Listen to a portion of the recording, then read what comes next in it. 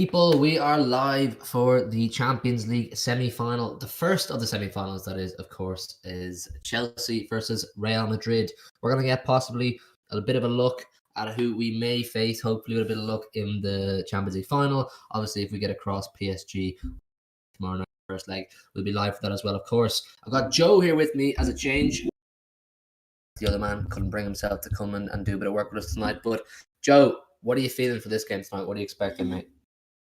Well, Dara was with us before, just to discuss before we went live. He can't be here to be live, obviously, because apparently he has other things to do. But I'm not looking forward to this all personally. I would rather Madrid go through, because I think we'd stand a better chance, obviously, in the final against Madrid. But 2-5 at the backs, I don't know. Will it be entertaining?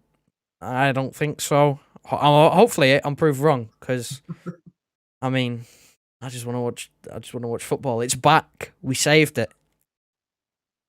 We saved it. Now we get to enjoy it. So we've got the two starting 11s on screen now, which Joe has kindly put together for us. Chelsea have got Mendy in nets, Christensen, Thiago Silva, Rudiger, Azpilicueta, Kante, Jorginho, Chilwell, Mount, Pulisic, Werner.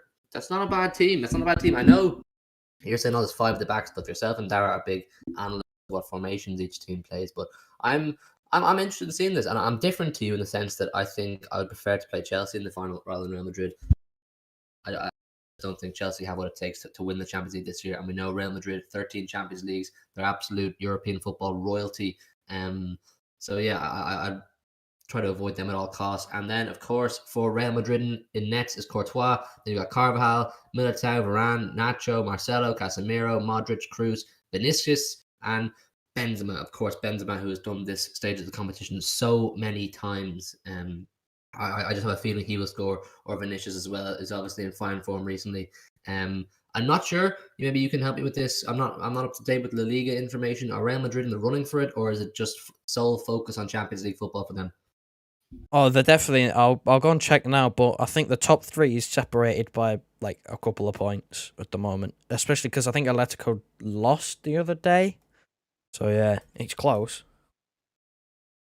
So they're thereabouts then. They're there or thereabouts in the league at the moment. Yeah. Okay, well then listen, they've obviously got a few trophies to play for, but we all know fine well Florentino Perez loves the Champions League, hates UEFA obviously based off the last week, but he loves winning the Champions League. And if I'm not wrong as well, am I right that Zidane and Florentino Perez have publicly had a bit of a fallout? Have you heard about that? I have not heard about that, no, but it wouldn't surprise me. I heard they were making comments on the whole Super League thing. Obviously, I think they both have different opinions on it. Obviously, Florentino Perez being the front runner, the driving seat, or in the driving seat for the Super League, and Zidane is against it. Zidane, anyway, manager of Real Madrid, he won 3 in a row there a few years ago. He's back. He's in the run to win another one. Like I said, I'd like to avoid them at all costs if we were to get to a final. I don't think Tuchel's Chelsea have what it takes just to win it just yet, and obviously they don't deserve it. I mean, Tuchel's taken over a team from Frank Lampard. He's not been here for the full campaign. They don't deserve it, Chelsea. So I'd still rather play against them. Do you know what I mean? Still rather play against them. Who we got in the chat? Hit a like on the stream if you haven't done already. Subscribe if you're new. We have hit 200 big time subs. We are big time. No, only messing. We're not big time, but 200 subs. Thank you so much for the support. Who we got in the chat? What's anyone saying for the game tonight? What's your score predictions? Renner's in the chat. I've just seen pop up there. Yes. Where is Dara? Dara is busy. I think he's lazy. watching the match. He's watching the match with his lazy. Yeah, he's watching the match with his old man. I think so. He won't be with us tonight. But Joe, who's usually the voice of God, has come in to keep me company for this stream. We weren't sure if we were going to do a stream for this match at all, but then we were like, you know what? It's good. It's a good chance to get to chat to some of you guys, and of course, maybe see who we could possibly play in a final. But listen, all eyes for us are firmly on tomorrow night on our trip to Paris. The players, I think, flew out from Manchester at 6:00 this evening, and I really hope they're ready. They should be full of confidence after winning the Carabao Cup the other day. Spurs. So I think we're in prime position. Let's talk a bit about our game as well, Joe, because I think most of our viewers are City fans. Definitely Renners, who's already in the chat, definitely is. So let's talk about that PSG game a bit. How are you feeling? Obviously, you weren't doing our preview with us that we recorded. It's live now for anyone watching who wants to go and get our actual thoughts on the game tomorrow night. You can go back to the channel and watch that. But what are you thinking? You weren't there for the preview. What are you thinking, mate?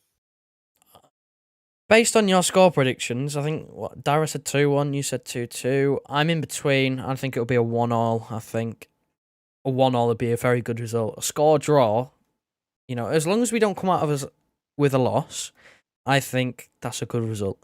Obviously, if we lose, we lose. As long as it's not, we're battered, we lose 2 or 3. I think, we've still got a chance. But coming into it, we know how they're going to play and we know how we're going to play. They play sort of soak it up, hit us on the counter with their forward players. We want to get on the ball and make sure we, have control of what happens during the match. I can see it going one of two ways. We'll either dominate them or they'll just, I don't know. I have a feeling that if anyone's going to win that game, I feel it's going to be PSG. I don't know. I want to be confident in us winning. We can win. I just feel we won't because we're away. Their players, you say this all the time, they've got the experience. Their players have been here before. Mm-hmm. So I'm not sure. I'd go with a 1-all because I wouldn't predict us to lose because I just can't do it. But it would be close. I'm of the mindset that it'll be a tight game. I don't know whether it'll be high scoring or it'll be low scoring or if it'll be a 0-0. I think we'd even take a 0-0. But even if we were to lose 2-1, I think that's still a really good result. We got the away goal, and I'd back us to score at the very least one back in the Etihad for the return leg. But it's going to be an absolutely smashing game. Definitely for spectacle or for neutrals, it'll be some spectacle. Patrick in the chat, yes, he's chatting to runners. Those two are getting along very well in recent weeks. Always rubbing off each other with banter. Dara's misses ain't my type. Oh god, lads, the between you two. Something else. 8 people watching. Hit subscribe if you haven't done already. We've just hit 200 subs. What a milestone for the lads. And thank you all for your support. 7 likes in the stream. Not even a city stream. It's just going to be a chill one. We're just going to have a laugh, maybe see what we think, identify who's good, who's bad. I always find it really weird watching Real Madrid this season because they're not playing in the Bernabeu. Do you think that takes away maybe from their chance of winning? It does slightly, obviously. I mean, it's not like they're not used to playing there because they've played there for. I want to say they do it in league games as well. I'd see no reason for them not to use it in league games as well. So, I don't know. With there being no fans, does it really make too much of a difference? It might make a little one because, again, a lot of them players who are in that team have been playing there for years and they're used to playing the Bernabeu. But I'm thinking on some of the new players, like Courtois has been there a year. Militao hasn't played too much football. I don't know about Vinicius Junior. I think he's been there for a couple of years, but it shouldn't really make a difference if you're gonna say, "Oh, well, they might not be as good because they're in a different stadium." Then I don't know. You're just making excuses early, really. I know about that whole Super League thing, that there's 3 Super League or former Super League teams left in the competition, and PSG are the only one that weren't involved in the Super League, and they probably deserve to win the Champions League based on the fact that they didn't join the Super League. But come on, Florentino Perez, Real Madrid, they should not be allowed by any right win the Champions League this year. Would you agree with me? Oh yeah, because he's still set on being it and it happening. Are He's they still in still the Super there. League? Like Yeah, they still haven't is, pulled yeah. out yet. They haven't pulled out yet. He's not gonna leave the Super. Perez is not gonna leave the Super League until it dies a death. Until they're the only team in it, and they literally cannot proceed because there's only one team. And I don't think that'll ever happen because I don't think Barcelona will pull out either because they want the cash. Both of them clubs. There's a common theme with the clubs left in it. They're all broke. They all want the money, and if these contracts are a thing, and this whole they have to buy their way out of it, then that's a very smart play. As much as we don't want it to happen. That's a very smart thing to do, to go, we sign the contract. If you want to get out, you've got to pay us. And then, if it does or doesn't go ahead, we still get money and we're no longer bankrupt. That's why it was so stupid in the first place. I know we've had this conversation so much times. It's so stupid in the first place to join any form of agreement, financially binding agreement, or a contract or legal, whatever, any agreement with Florentino Perez and the likes of him, to let them have any form of power over you was so stupid. So yes, you're right that if there is financial sanctions on the clubs that did pull out of a contract that may be signed, they're guaranteed. Even if it's a 100 million sanction, they're guaranteed what, 700-800 million from the clubs that pulled out. That's a fair bit of money. Do you know what I mean? Yeah, because I think the only clubs left in it, I believe, are, from what I'm seeing, is that Juventus Real Madrid and Barcelona are definitely still in it, and I don't know about AC Milan. There's rumours that they left. There's rumours that they're still in it, but again, yeah, it's like what 800 million for those clubs to share about, clear a lot of debt. I mean, it's a very smart business move, but at the same time, you know, if that didn't happen, they'd still get the money regardless because it'd go ahead because there'd be enough teams. That just reiterates the point. Like it's such a dumb prospect to allow people like Joe Glazer and Florentino Perez, John Henry, the Cronkies, any of these absolute cowboys to have any power over you. It's just such a stupid move from Sheikh Mansour or Khaldoon or whoever allowed the club to get in that position. Renner's Super League won't happen. No, it won't now. Renner's obviously it's binned Well, off from our perspective anyway, from a City perspective, it's binned yeah. off. But who knows? Who knows what these arseholes could come up with a few years down the line. Now Arsenal are what are they? They're about to get an offer. The Cronkies are about to get an offer from your man Simon Eck, one of the founders of Spotify, Thierry Henry, I think Vieira, Bergkamp as well, But all chipping in. statement from Kroenke, they're not selling. There was a statement earlier today, I think not that long ago, from Kroenke saying they're not going to sell. They're refusing to sell. So Yeah, but they were always going to say that because yeah. well, like they could be up for selling, but they're always going to say no initially because they want Simon Eck and those former Arsenal players to up their. I think it was 1.8 million. That's pretty cheap when you consider the fact that Man United, the Glazers, will be looking for around 6-7 billion. Like for Arsenal, for 1.8 billion is pretty cheap. So I would imagine the Cronkies were kind of laughing, saying, "Do you think 1.8 billion is going to buy this club off us?" Good, fat chance of that. I think you'd be looking more north of 2.5 billion if Simon Eck and his boys were to get a hold of Arsenal. But I don't know. I think the Cronkies are very power driven people, the same way the rest of these American owners are, and probably our owner as well. These are all power psychos. I think they don't care what the fans think. It's all about having that power, owning the club, being able to call the shots whatever they want. I don't think I wouldn't be optimistic anyway if I was an Arsenal fan. If I'm not wrong, there's been a few bids over the years, a few different businessmen and companies coming in trying to buy Arsenal, unsuccessfully. Anyway, we're about to kick off here in a sec. Are you at the same time as me? I think I am in the centre circle. They'll probably take their knee because there's an English club. So I believe they take their knee at some point. There's Ramos in the stands. I'm looking at now. Yeah, I think I'm like 2 or 3 seconds behind you. I want me to pause for a couple of seconds. Just like 3 seconds. Yeah. We're as good as live though. We're as good as live. Estadio Alfredo Di Stefano. We're off on my screen. Yeah, we're off on mine now. Just literally like 2 seconds behind you. Yeah. This is going to be interesting. It really looks weird watching it in their training ground. I'm pretty sure it is their training ground. It's not the same. It doesn't look like you're watching the Champions League game. It looks like you're watching a preseason game or just. It's like us playing with the EDS and the women's play. Yeah, exactly. Oh, there's Kante in the attack now. I'm on 25, 6. If you want to like, I'll pause for another couple of seconds. What time stamp are you on? 30. Yeah, I'm on 33 now. Oh, he hasn't injured himself though, is he? Genius, got it.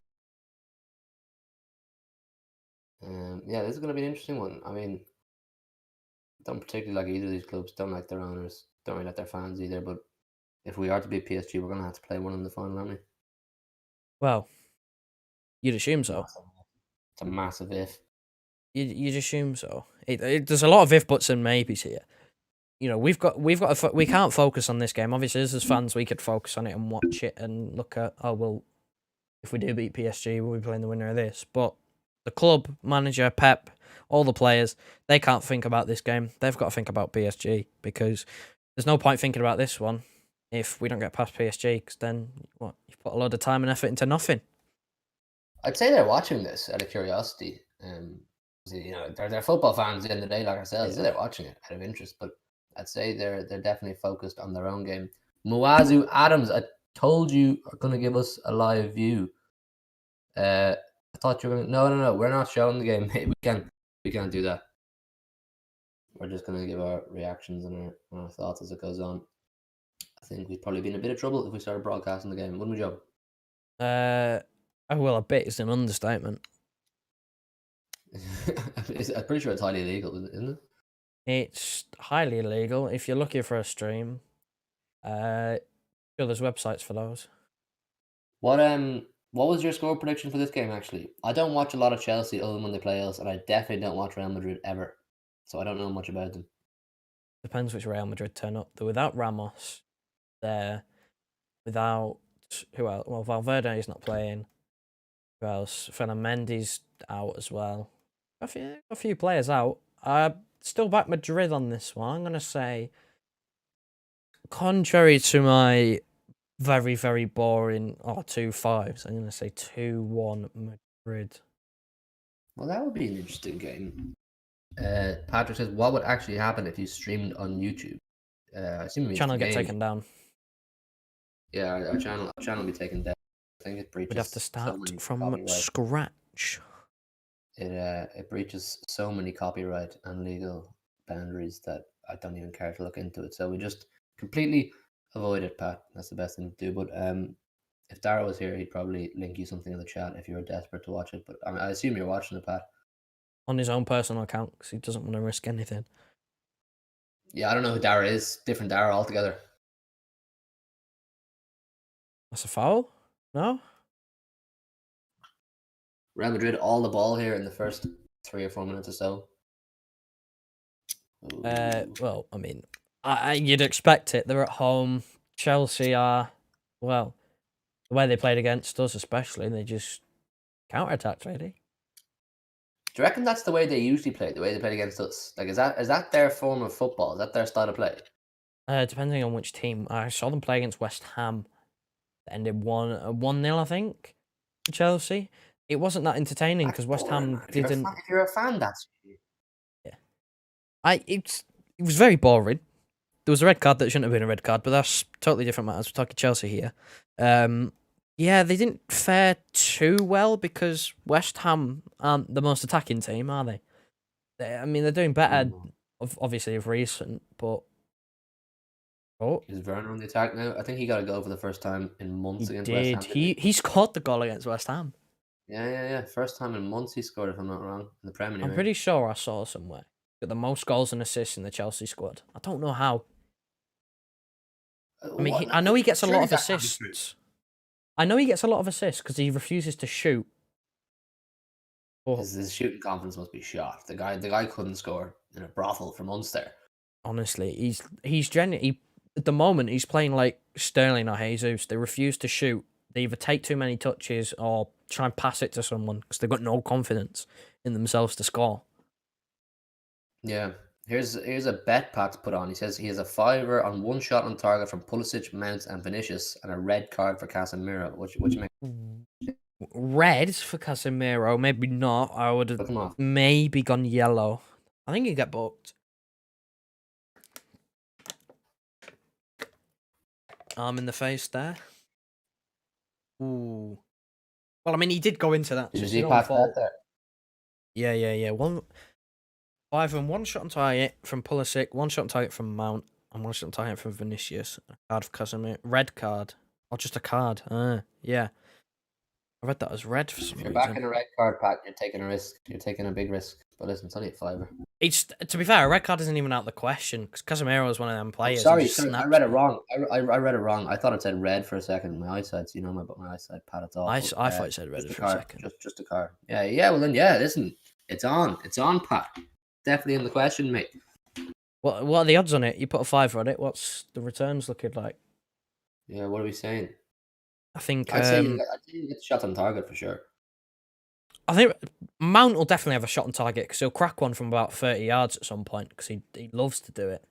Pulisic, if he gets an opportunity, possibly. Renner says he could have been killed. Someone's been around here for a while when he's saying things like that. I swear, if we ever make t-shirts or anything like that, that's going to be the very first one ever. Just he could have been killed in the front. I'm going to get one that says trim watch because I know Darrow won't up about. I'm not involved in this whole trim watch thing. I don't understand it. 12 to 1. Ooh. Mad. Woo. Put a fiver on it as well. That's mad. Yeah, Big that's fucking returns. sick odds. 65 quid, yeah. You take Nice. that, no problem. Just might be a bit hard with both and playing 5 at the back. But with no Ramos, you know what I mean? Anything's possible. Why? Jorginho's like pressing as a 10. Yeah, I don't look at the understand. way Chelsea are set up. They're almost set up in a 4-2-2-2. Like, because Azpilicueta's playing further forward than the 4. Yeah. He's almost playing level with Jorginho. It's weird. Well, this is what Chelsea are going to do. They're going to try and soak up the pressure and hit them on the counter. This is... If there's a team that likes to play football, this is what they'll do, but... It's They Benzema. could completely shithouse their way to a final, Chelsea, or to win the Champions League. We're playing one of the most boring styles of football I've ever seen in my life. You know, I mean, there's they some were dreadful shouts... to watch against us. Yeah, you know, there's some shouts that I saw saying if Tuchel wins the FA Cup and the Champions League, he should be considered for, like, Manager of the Year. Oh, It's like, fuck off. yeah, it's Absolutely Premier not. League Manager of the Year. What? Like, I know he's taking him into the top It's the 4, same but come bastards on. you were telling me the other day that Bruno Fernandes is favourite to win Player of the Year. Bruno Fernandes is favourite to win Player of the Year. I think he was 11-10. If Bruno Fernandes is favourite to win Player of the Year, and that just screams corruption. Honest No, to it's God, it United has to be tax. Sinclair. United. It has to be Ruben Diaz. It has to be Ruben Diaz. He has been Player of the Year. Yeah, are we on the same second? Why did someone score? Oh. Good. I don't What are we know. on? What are you on? I'm on 46, 47, 48. Yeah, 40. we're the exact same. Exact same. Cool. Just double checking it. Who's that? Here come Mount breaking away Chelsea. or Good from Mount. counter? Yeah. Counter attacking, inshallah. Might get a shot on target here, Pat. Pulisic. Oh, Oh, deflected. it's Werner. Oh my Pulisic. God, he's. Oh, what a save. How did he miss that then? Oh dear. I mean, it's a What great. a bottling bastard! How does he miss that? You could say it's a great save from Courtois, but he hits it straight at his legs. He has the whole goal to aim to. Oh, if you're a Chelsea fan, you're fuming right now. That was a golden Also- opportunity to get an away goal. Also, if you're Patrick, you're fuming because both of you players have a shot on target past it to the guy who can't finish. Yeah. I mean, if you're an actual Chelsea fan, you say fair play to Pulisic for squaring it because it gave Werner a better opportunity, who absolutely bottled it. But Mount nearly had a shot on target, but it was deflected. Oh, shot! Who's that? Werner That again. guy just isn't the top striker. I'm sorry. A That top is striker why- finishes those opportunities 9 out of 10 That times. is why That's we do not disgraceful. want. That is why we do not want Gabriel Jesus to start tomorrow because he will do the same thing. Yeah, no, yeah, absolutely. Renner says, I was trying to wind the Spurs fans up last night. Yeah, Renner's big up for the sport in Premier Hotspur TV stream last night. They're good guys, though. Renner's, they're good guys. Matt and Simon. They're very friendly to us both times we were on over the weekend. But yeah, no, you're right, Joe. That is like vintage Gabriel Jesus, or probably Raheem Sterling in Champions League as well. That kind One of of the miss. two. Take your pick as to which one will probably start tomorrow. Listen, I love Sterling. I'll always love Sterling. I just think he's a cool guy and I think he's a sick footballer on his day. But for this tie, for this fixture, I don't want him to start, man. Don't want him to start. One of them will start. I have a feeling just one of them will. I'd rather Sterling than Jesus. Oh, Werner again. Oh, he's Werner, missed that as well. he can't reach it. I mean, Team I off think Werner. decent cross. Right, to be fair, Real Madrid have had all the ball, but Chelsea have had all the opportunities. This is just prime Chelsea. This. Yeah, it just clicked with me that Chelsea have cut open Real Madrid 2 or 3 times in the space of 60 seconds. I'd be confident now if I was Chelsea with all these opportunities, and I'd be a bit worried if I was Real Madrid. Chris Reynolds is in the chat. Just said Real Madrid 2, Chelsea 1. That's what I backed. Yeah, Reynolds just put get to bed. bedtime. He's not supposed to be watching this, then, eh? Renners, it's Champions League night, mate. You let him stay up, surely. Yeah, Look at Hugh even this. did Look his how little easy dance. Chelsea are cutting them open. Good from Kante. Yeah, Hugh even did his little dance before we recorded our PSG video. Champions League is back, baby. Bear that in mind, lads. If we beat PSG tomorrow night, you can you can thank my dance, my usual Champions League is back baby dance. When I do that, we don't lose. That's just fact. If they're calling out for handball for that, that's disgusting. I'm telling you what, Joe. Chelsea look like scoring if they can get the right player behind the ball. They should have put Giroud up front for me. Giroud buries that chance Werner had a second ago every time. He sat me with me. He's fine. Good stuff. Family watching along. Yeah, if I definitely in Hey. a Champions League game, a big Champions League game, you start Giroud over Werner. Come on.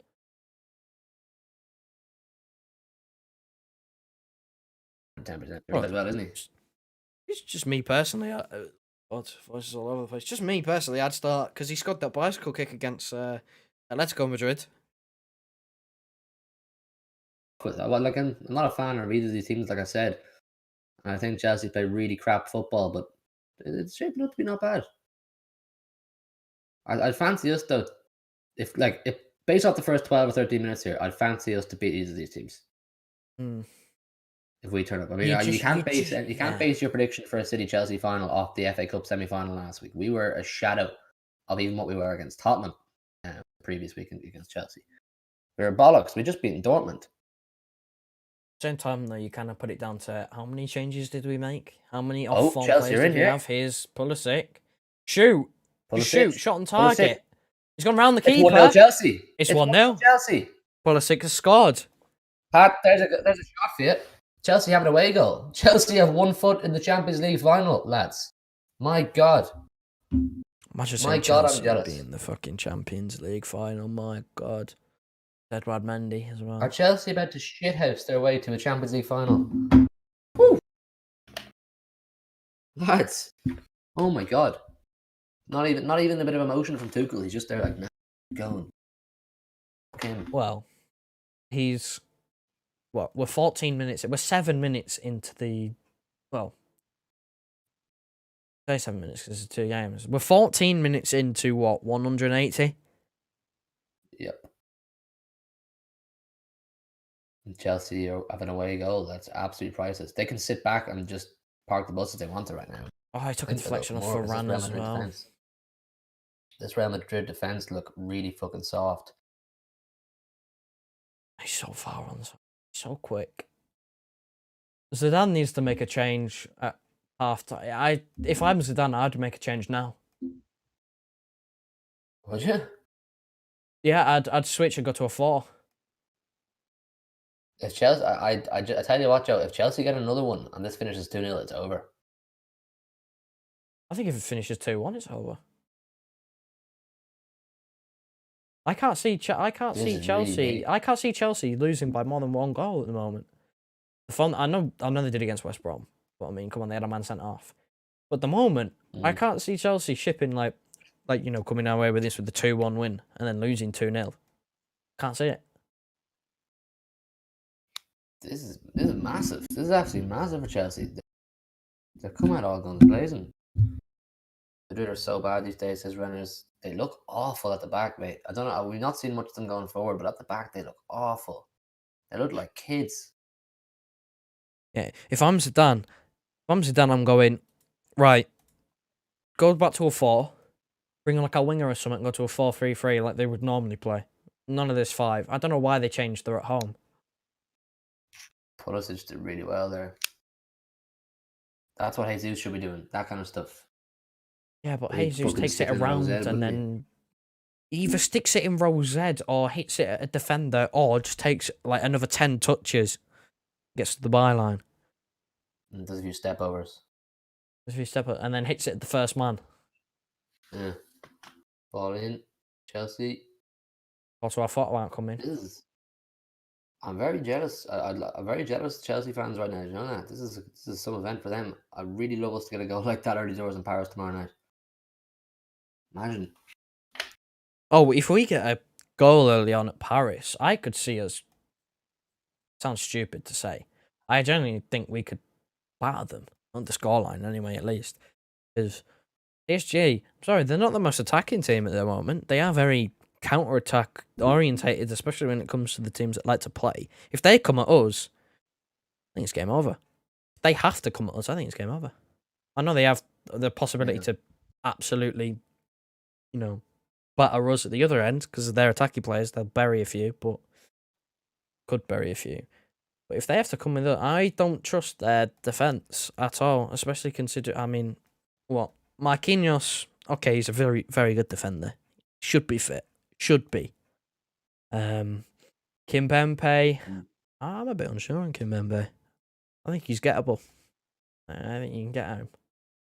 But I mean, we'll see tomorrow, I suppose. I think Marquinhos is a bit vulnerable too. I'm not sure he's had any real pressure put on him in the Champions League just yet. I mean, Bayern were absolutely crap.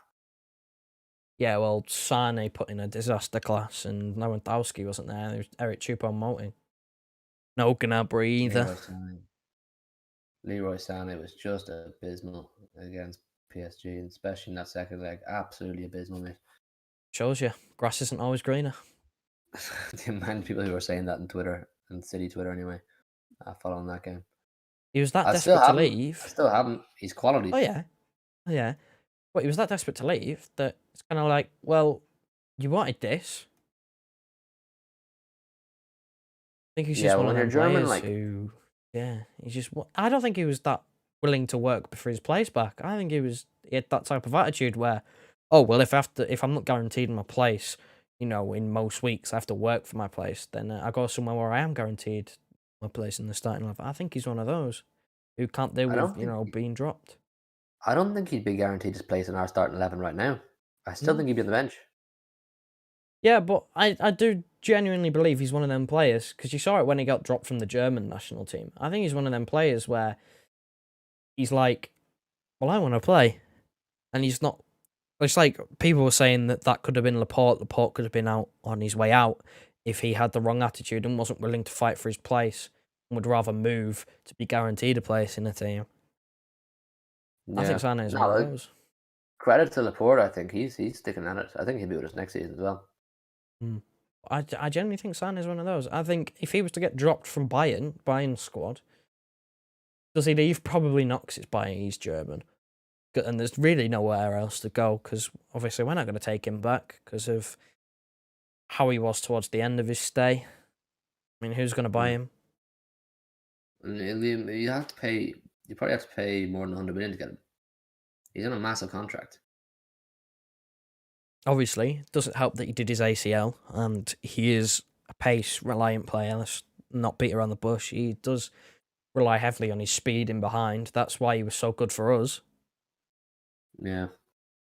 MCFC Fan 10 says, imagine an all-English final between us and Chelsea. I would take it. Honest to God, I'd take it. Well, actually, you know what? I think my head's been turned slightly just from this first 20 minutes. I think Madrid looked terrible. Absolutely terrible, especially at the back. Probably worse than they did against us last season in the quarterfinal. Absolutely terrible. Chelsea, I don't think they're a great shake, but they're definitely exposing Madrid and they're playing to their advantage, playing to their strength. So, an all-English final would be mad. I still think I'd rather go against Madrid purely for the fact that they're a team who tries to play. But we all know what happens when we play a team that tries to, come at us. We usually fare quite well. They leave gaps. Oh, yeah. Which is why tomorrow night's going to be an interesting one, because PSG aren't going to try and play. We know that. They just get the ball in their centre half and their fullbacks and lump it over the top for the two lads, Mbappe and Neymar, to run to and use their pace. So it'll be interesting to see, can we break them down. That'll be I think it'll be like a similar test to Dortmund, just on a slightly harder level, if you know what I mean. Dortmund defended really, really well and kept us at bay for quite a long time. PSG will do the same thing, but they will punish more than Dortmund did on attack, if you kind of know what I mean. Yeah, well, they I know Erling Haaland is literally a man machine. We did stop him from scoring, but Mbappe and Neymar together are levels above just one player. Like any one player, them two combined, I think, are better than any singular player. Messi, Ronaldo, doesn't matter. Them two together are just devastating. Do you think Kyle Walker starts tomorrow based purely on the fact that he's absolutely rapid? Yes, I think regardless of who else starts on the left, whether it be Cancelo or Zinchenko, I mean, he's Pulisic, Werner, it's wide.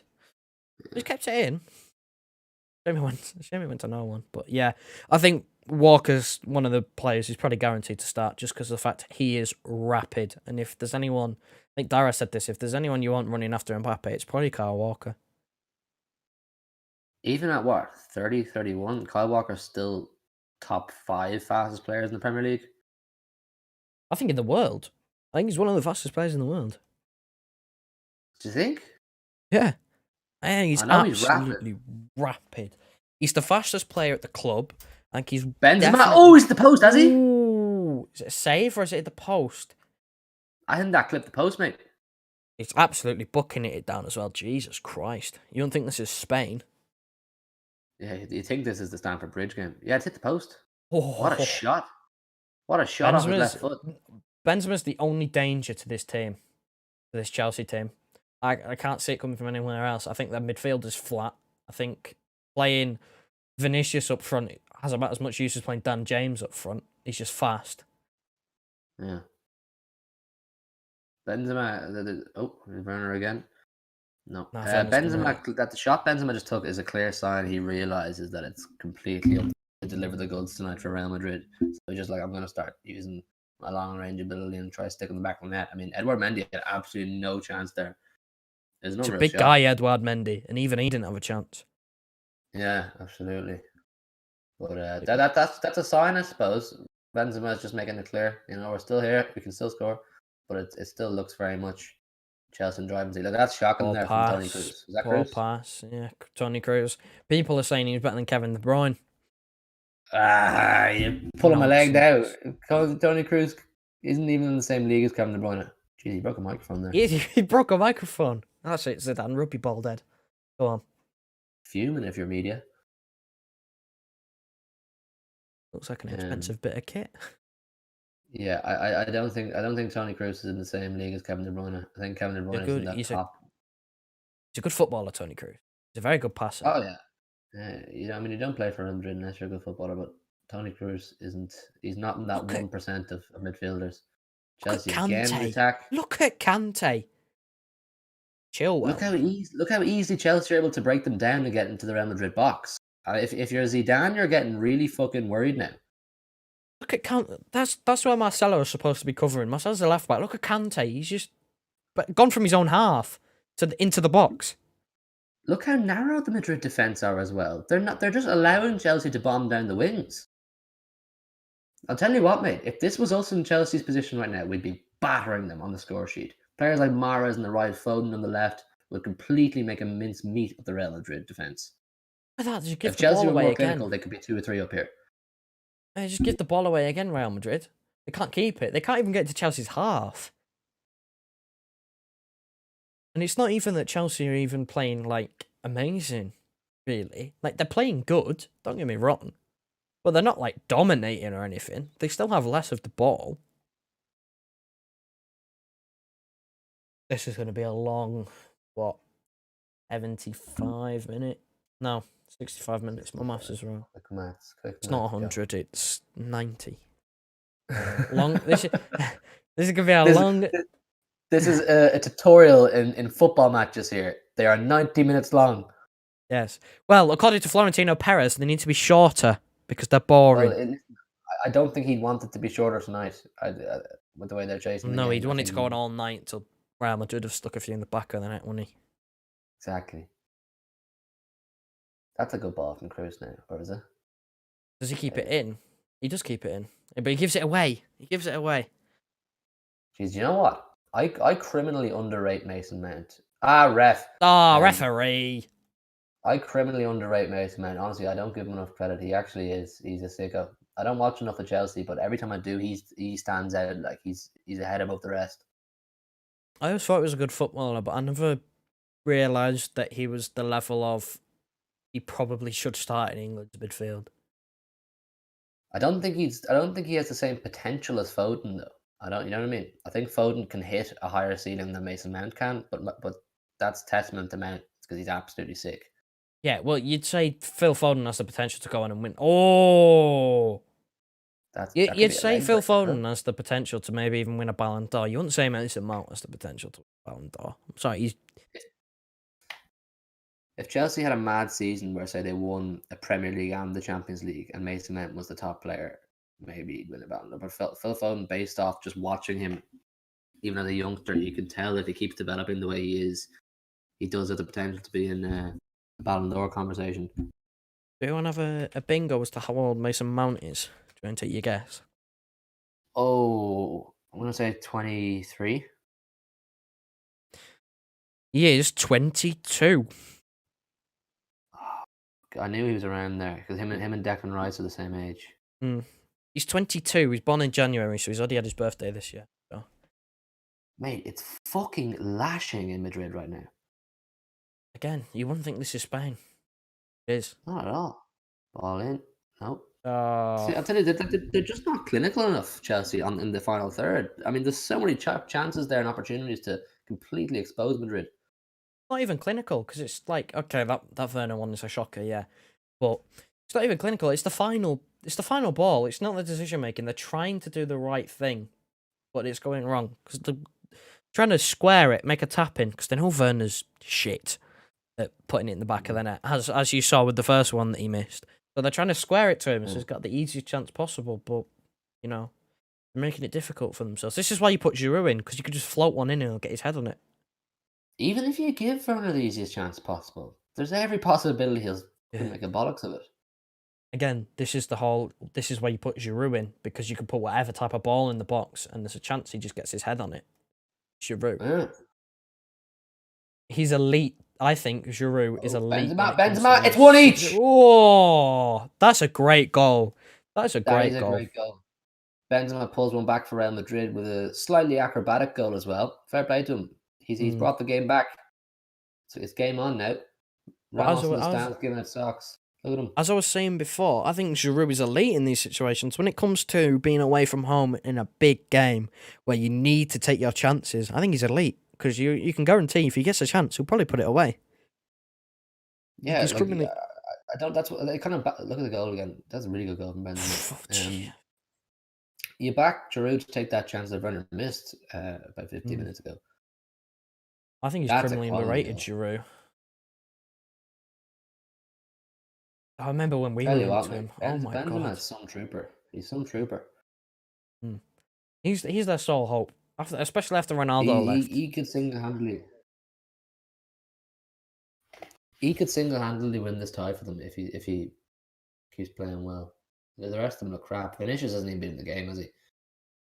Well, he's not a striker. He's like playing Raheem Sterling up front. It's like playing any winger you can't finish up front. You know, someone who's fast, someone who usually operates in the channels, who's, you know, can get past someone.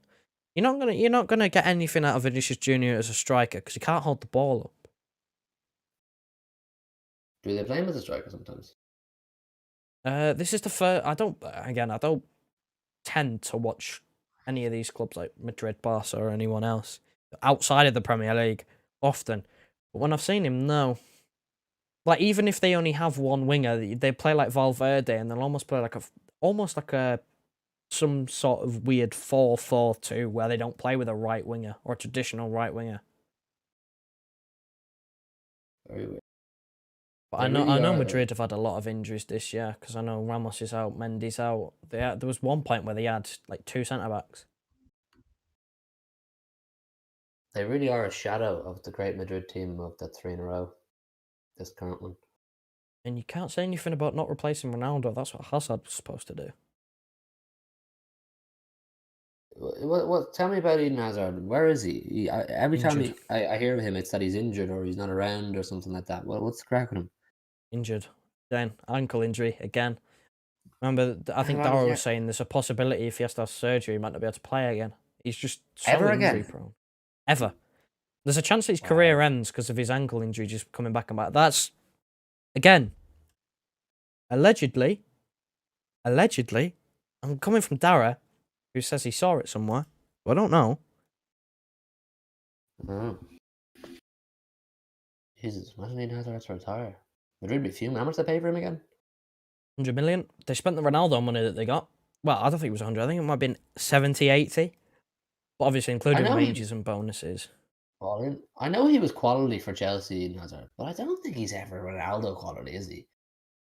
No, but they sold Ronaldo for what? 100, and then they spent like 80. See, this is where Vinicius Junior is good.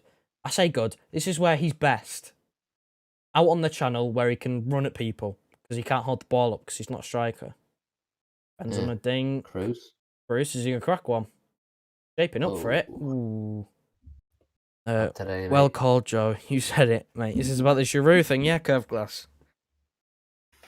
Yes, I do, curved glass. I do think Yes, curved Giroud glass. is elite.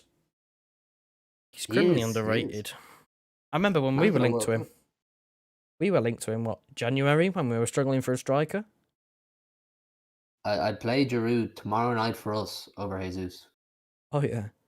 Obviously, I'd personally still go with a false 9. How are you, curved glass? Are you watching the game? What's anyone else in the chat thinking of the game so far? City fans, anyone? Personally, I go with a false 9. Obviously. But if we had Giroud available and we weren't going to play it, then yeah. Giroud's just... You can rely on him in the big moments. I remember that, go back to the World Cup campaign where he didn't score a goal, he still won it. Yeah. I'd like to think that De Bruyne will surely start false 9 tomorrow, though, won't he?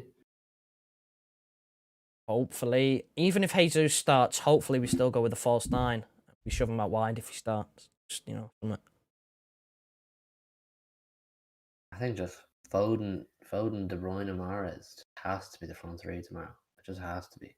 Same team as Dortmund, apart from, you could argue Laporte at the moment, because he's just gone and scored a winner in a cup final. Yeah. Curve lads, can't stay, lads. I'm a mod on another stream. Enjoy the game. Fair enough, mate. Best of luck or whatever it is you're doing. Enjoy the game. Oh, that's a big challenge. Ooh. He got the legal. ball. Referee says it's legal. Well, I mean, he did get the ball, but again, he copped him. He got him from behind. But he looks Still like he's fuming okay. over that, Diaz.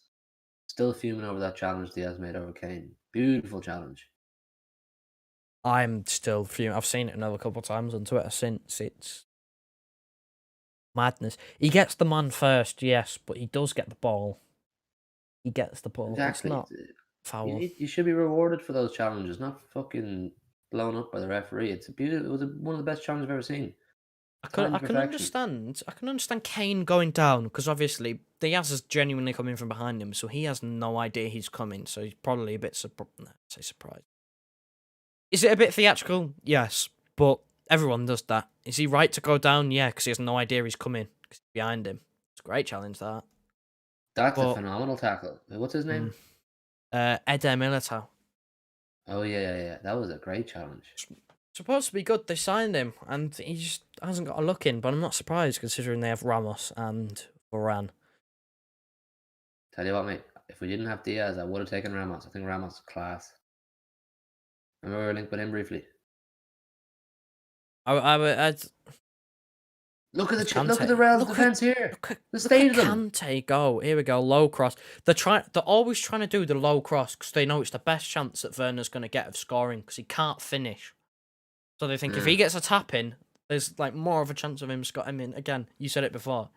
Every chance he misses because it's Timo Werner.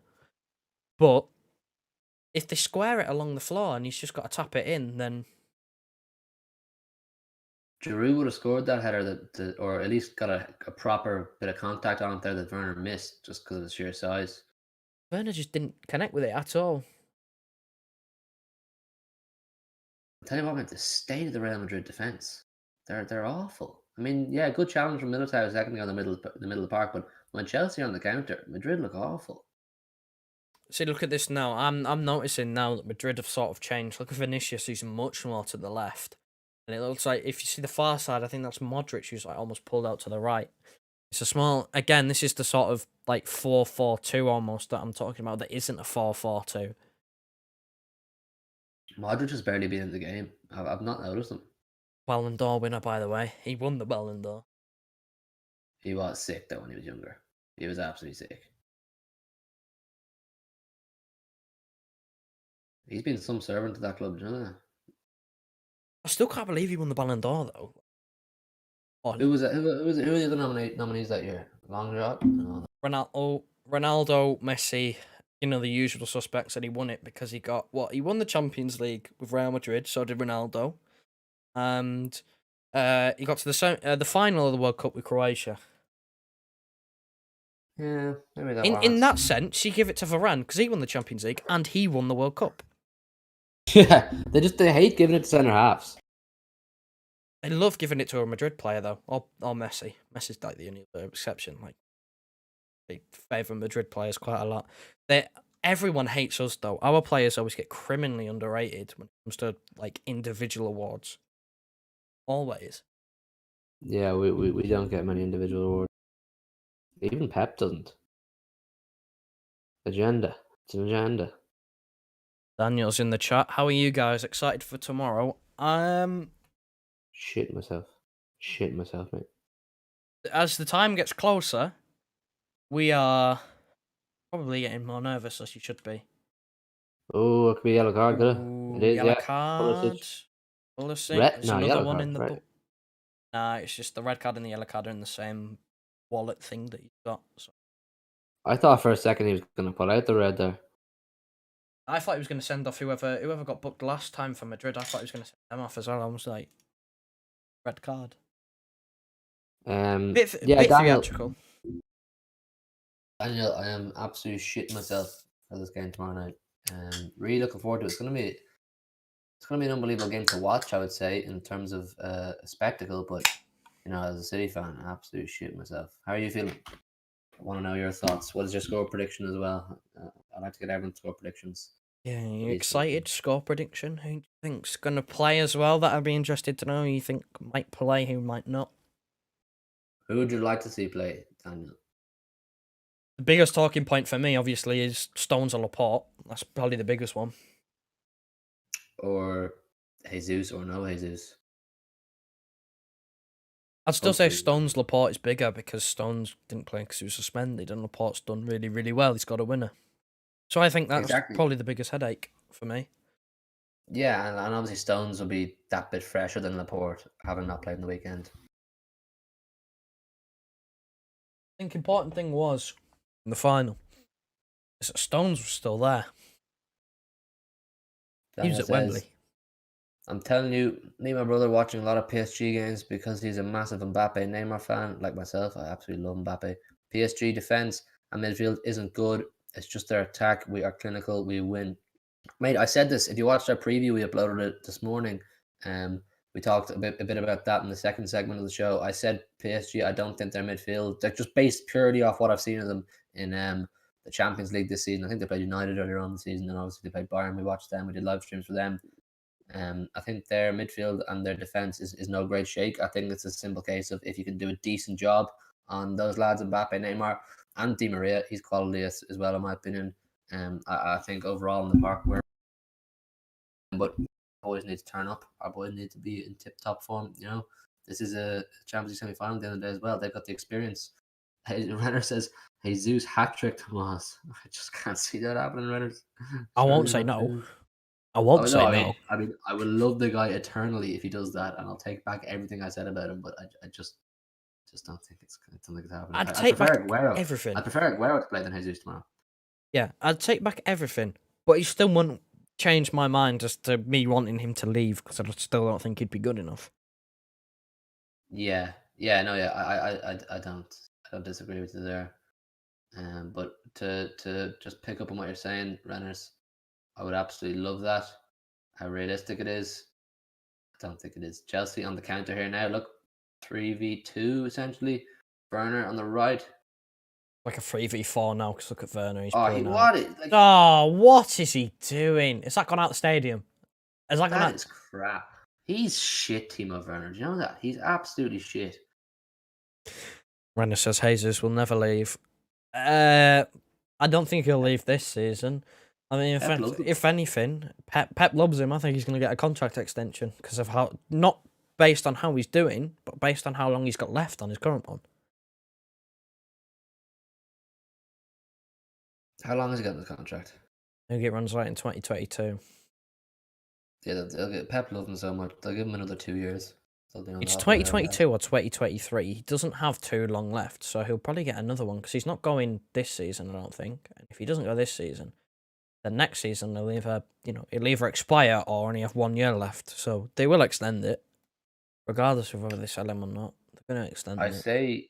I say we'll buy Kane or Haaland, hopefully anyway, and then Jesus be back up again. I hope we just sell Jesus and have Delap as a backup. Just come on, give it him. He Give it deserves it. him in the season. He deserves it. What more can he do? He's broken the goal scoring record. Although Premier League 2 hasn't been around forever, he's broken the goal scoring record. What more can he do? Daniel says a bad Barcelona team could win against them. They were just not going to go. Diaz had Mbappe in his pocket against France. Is that true? Portugal played against France? Portugal played France and Diaz did pretty well, yeah. And Mbappe was playing. Very good. And by the way, I still think De Bruyne is better than Neymar. I agree. He says they have to worry about De Bruyne, Foden, and Mahrez on top form. Absolutely. I mean, yeah, because we're playing them. We're talking about these superstars, Galacticals in Mbappe and Neymar, but we have our own superstars who are equally as good. And I think De Bruyne is the best player in the pitch, other than Mbappe. It's probably a similar level, those two, in terms of quality. I'd say, now this is just me personally, obviously other people have other opinions. If you're doing a combined 11, the only players from PSG that get in there are Mbappe and Neymar. I don't think they get anyone else in. Yo, actually, do you want to do a combined 11 here for the crack? Could do, yeah. So you'll have to have a PSG input because my knowledge of their defense and midfield isn't amazing. Yeah, right. I'll tell you. Like maybe we can name them. I'll know. So in nets, you've got Navas or Ederson. Who do you pick? For me, Ederson right now is. I don't think he's the best goalkeeper. He's definitely one of the best goalkeepers, though, in the world at the moment. There's no denying that. So you're going with Ederson? I think, yeah. Ederson over Navas. Navas signed a new contract, by the way, and he's like 34. Yeah, that's true. Right, we'll do a 4-3-3. Right, we'll start off with Ederson and nets, and the back four. Team gets in there. The back four. Well, we'll go right back first. We've got Walker, Cancelo. They've got Dagba and Florenzi. I think it's Walker. Their fullbacks are very average, very, very average. So who are you going for? I go Walker as a right back, and then right centre half. Obviously, it's Ruben Diaz. Let's not even have the conversation. Left centre half. Who do they have? It's Stones, Laporte, Kimpembe, Diallo, Kura, Marquinhos as the notable ones. I think it's between Marquinhos or Laporte or Stones, isn't it? Yeah, one of them three. For me. What do you reckon? Personally, if you pick between, who do you go for? For me, it always depends about whether you're going off of form or whether you're going off of how good they are. How good they are. Pedigree. How good they are. Pedigree. Marquinhos is the only one out of the three who has relevant national team. That's half time as well, by the way. But he's the only one who has like relevant national team experience. Stones obviously has caps, but he's been in and out of recent. Laporte still hasn't got a cap for some reason. So, based on pedigree, it's Marquinhos. But personally, I think it's between Laporte and Stones. For me, and if we're going off of pedigree and like international and how many trophies they won, you go Marquinhos because he's won loads and he's got Brazil caps and he's probably been Brazil captain and he's won a Copa America, he's won some at international level. But based on ability, I think Laporte is the most technically gifted. Put it that way. So you're going Laporte? I think I'd personally go Laporte, but the club bias comes into it. It could be anyone. It's the only decision that I'd have to make in this team. I think everyone else is straightforward. Okay. So we'll say Laporte just because he got the winner the other day. We'll give him today. Left back: Cancelo, Zinchenko, Mendy. I don't know who plays left back for PSG. They've got Bernat, but he's injured. They've got that Baka guy, I think he's called as well. Then they've got Kazawa. Who do you rate those PSG fullbacks? Bernat's good going forward. He's not very good defensively. Kazawa is average, and Baka I haven't seen too much of. He's a very young player though, so Cancelo's better than all of them. Cancelo's better than all. It is. Okay, so as it stands, lads, our combined 11 between City and PSG Goalkeeper Ederson, Walker right back, Diaz right centre half, Laporte left centre half, and Cancelo at left back. Very combined. Midfield in a 4-3-3. What are we thinking? There's a couple of chats here from Daniel saying, he said, I'm telling you, Walker is key in this match. We were discussing that before. Yeah, his pace will be huge tomorrow night. He said, Ederson is the better keeper with the ball, but Navas is better in making saves, he thinks. I definitely agree about Ederson being better with his feet. I think he's the best goalkeeper with the ball at his feet. He's not a bad shot stopper, but there are better. I don't know. For argument's sake, I'm going to agree. Because Keylor Navas isn't a bad keeper. He's a multi-Champions League winning goalkeeper. Anyway, midfield as a defensive midfielder. Would you class Verratti as a defensive midfielder? More box to box, really. He's a very good midfielder. Very good he is. They've got Trisagana Gay. They've got Paredes, Herrera, Danilo Pereira, Draxler's technically a midfielder in there as well. Probably missing someone really, really obvious here. I think it's Fernandinho or Verratti. Ooh, big shout to leave out Plodry. I mean, just based off pedigree, recent form, and what they've won, which is what we're doing this combined 11 based off. I think it's between Fernandinho or Verratti. Verratti is a very, very. I do think he's a very good. He is quality, and he'll be huge for them tomorrow night. He's fit again, which is good for them, but he hasn't played a lot of football, I don't think, which is good for us. Verratti or Fernandinho. It depends which type of player you want. I think they're not too dissimilar. Verratti and Fernandinho, they're both very much tanks in the middle of the park who can break people up. Verratti, they're both also quite technically good. I think they're not too. You say tanks. Verratti's about 5'5". Yeah, but he's an animal. Like, he's a complete warrior. He'll throw himself in. He's got that mindset Fernandinho has. To be fair, he has got. When I've seen him, he has got sent off. So Fernandinho loves a red card. We know that. Wow. Full bias again. Someone in the chat, just tell us who would you pick, Verratti or Fernandinho? And someone in the chat, because I'm struggling here. Obviously, you want to lean towards Fernandinho because he's our boy. Yeah, but then you just kind of come to, you're just being really, really biased and you're just picking all your players. Okay, I think just for the sake of fairness, I think we should just put Verratti in. Verratti and move on. It's a Verratti and Inshallah. Ryan, inshallah. Anyway, we're going for the 2-8s or the 2-10s. Front of them. 2-10s, yeah. Kevin De Bruyne and Ilkay Gundogan.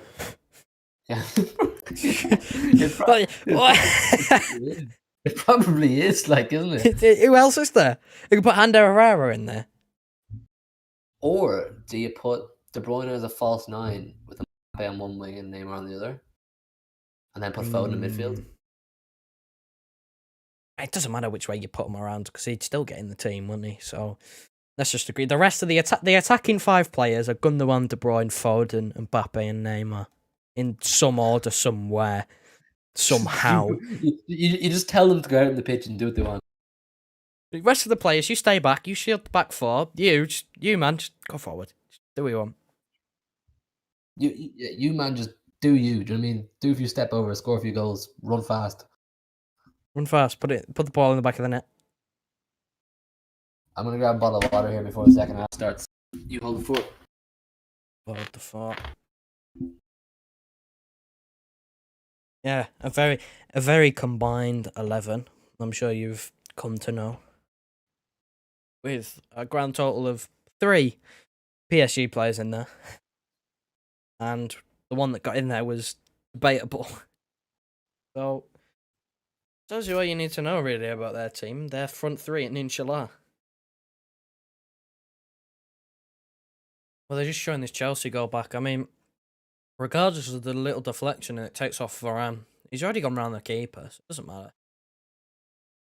Great goal, good composure from Pulisic there. One leg of the bet coming in for Patrick as well. The shot on target.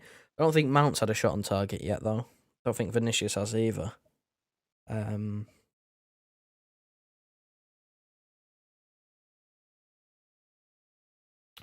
Also, I'm not sure if Casemiro's been booked. I don't think he has. I'll check. Because I know Pulisic got booked, I think was the Chelsea player. There was a Madrid player who did get booked. They're showing the Benzema one there. Great technique, great goal. Never see Gabriel Jesus doing that.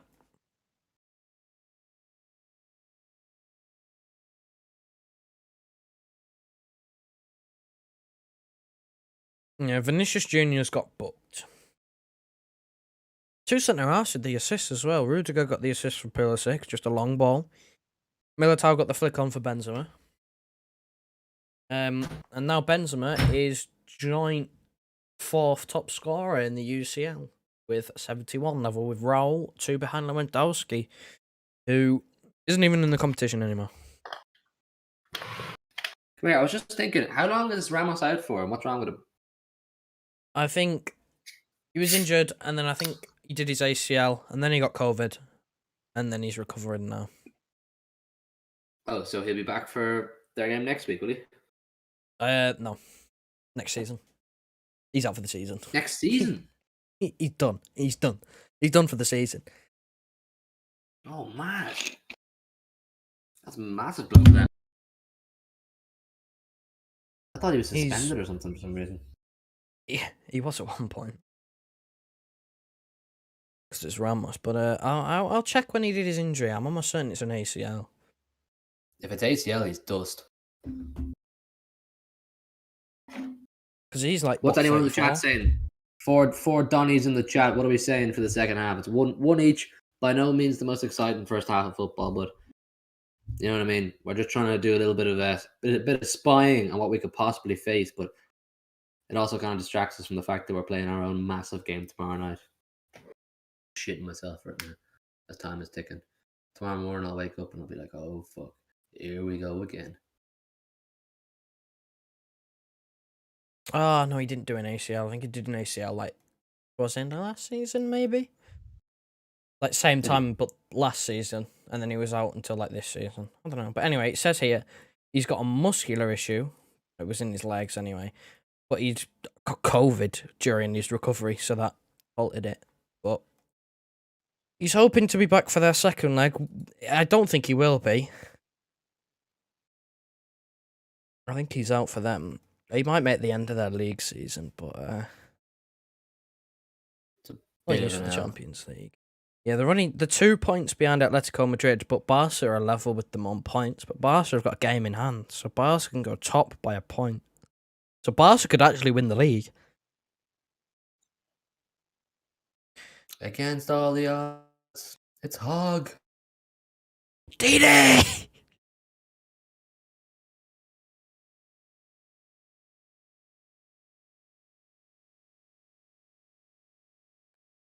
Planted them for being shit. They're going to win the league.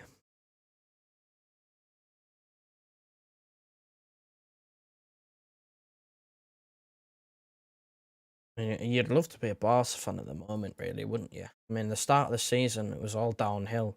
Thought Messi was going to leave, and Koeman was your manager. You weren't too impressed, and the president was out. There's elections, all this going on. And then now, they're just a win away from going top of the league. And Messi looks like he's going to sign a contract extension. They've turned it around. They've turned it around, to be fair to them. Although there has been rumours of PSG offering him a contract. Still think he'll sign on at Barca, though. PSG offering Messi? Apparently PSG offered him a 2 or 3 year deal. It was from... Who it was from?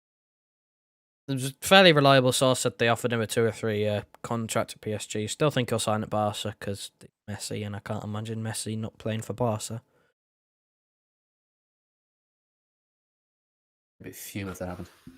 Imagine the front three of Neymar, Mbappe, and fucking Messi. Oh my god. Well, It's illegal for a reason because it shouldn't be allowed to happen. But they've scrapped FFP now because we muddied it.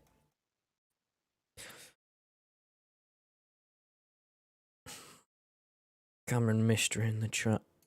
I know people don't like Benzema getting Yes, compared to Cameron. Aguero, but I have to admit he's amazingly good. He is a very underrated footballer. What are you saying for the game tomorrow, Cameron, mate? Messi looks more happy now, to be honest. He does. He looks like he's enjoying his football again. He likes the president there they've got as well now.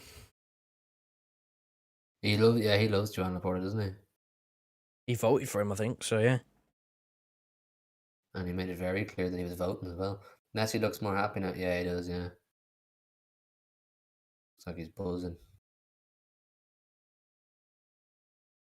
I don't really care about getting Messi or not anymore. It would have been just like a nice luxury signing. We've got bigger signings that we need to do first. We've got to sign someone who can actually finish and put the ball in the back of the net. That'll be a start. Messi can do that, but he's like 34, 33, 34. I say we talk about the bit of information we got on Harry Kane last night. We could do. There's a comunicado oficial. Comunicado oficial has just come in my ear now, in my earpiece that I definitely have in my ear, that Harry Kane is coming actually fought, right? A source of mine, I won't name. I'm not saying it's very reliable. I'm just saying he's telling me that his source is reliable. It's like word of mouth to word of mouth. If you get me, he says he was speaking to a friend of his who is Tyson Fury's PR man or his agent of some sort, or one of those boys, you know, in the advertising, the marketing.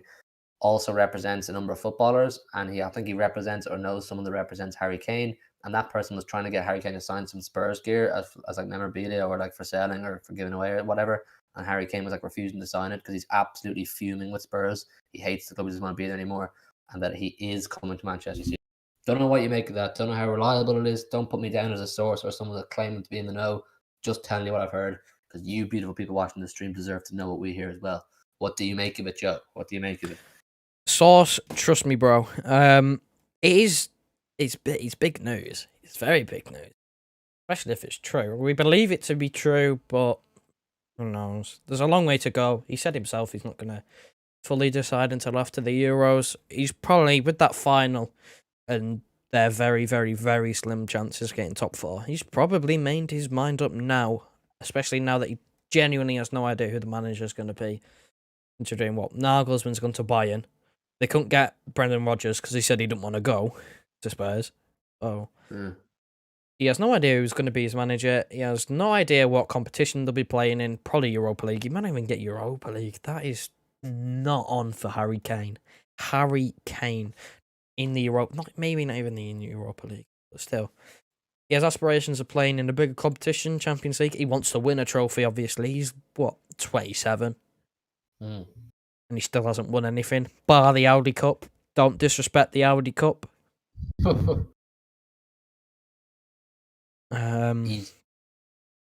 I'd say he does know exactly what he's doing next season, but he's not going to say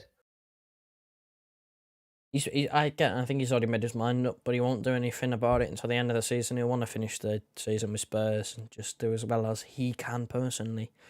And do the Euros, yeah, Cameron says, I'm getting more and more nervous by the minute. Just hope we play our best team and stop the obvious ball over the top to Mbappe. And also, Harry Kane should be playing Champions League every single year. He should be. He's a very, very good striker. He should be playing in the Champions League. And currently, Spurs are not even in Europe anymore. Probably Europa League next season. Well, he's 28 in July, Harry Kane. Do you know what I mean? And he's won nothing. Obviously, don't disrespect the Audi Cup and all that, but listen, he's won nothing of any note. His career time's ticking. Do you know what I mean? You play your prime years at a big club. Where better to do it than at City? Imagine having De Bruyne giving him service. The kind of goals he'd get is disgusting. It'd be unreal. But I think United will probably sniff around the idea of Harry Kane as well. Can see them coming into the loop from. Anyway, back on, by the way. Second half just started. Half. Second half just started. Let's see who can bring the advantage back to Stamford Bridge next week.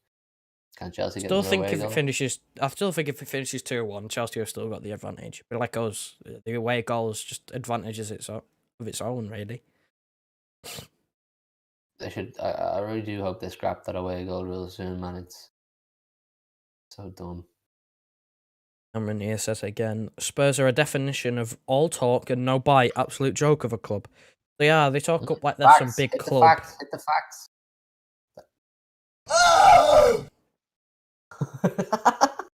They do. They talk up like they're some big, massive European powerhouse. Like, oh, they belong in the Super League, but they haven't won anything for over a decade, and they're playing the Europa League.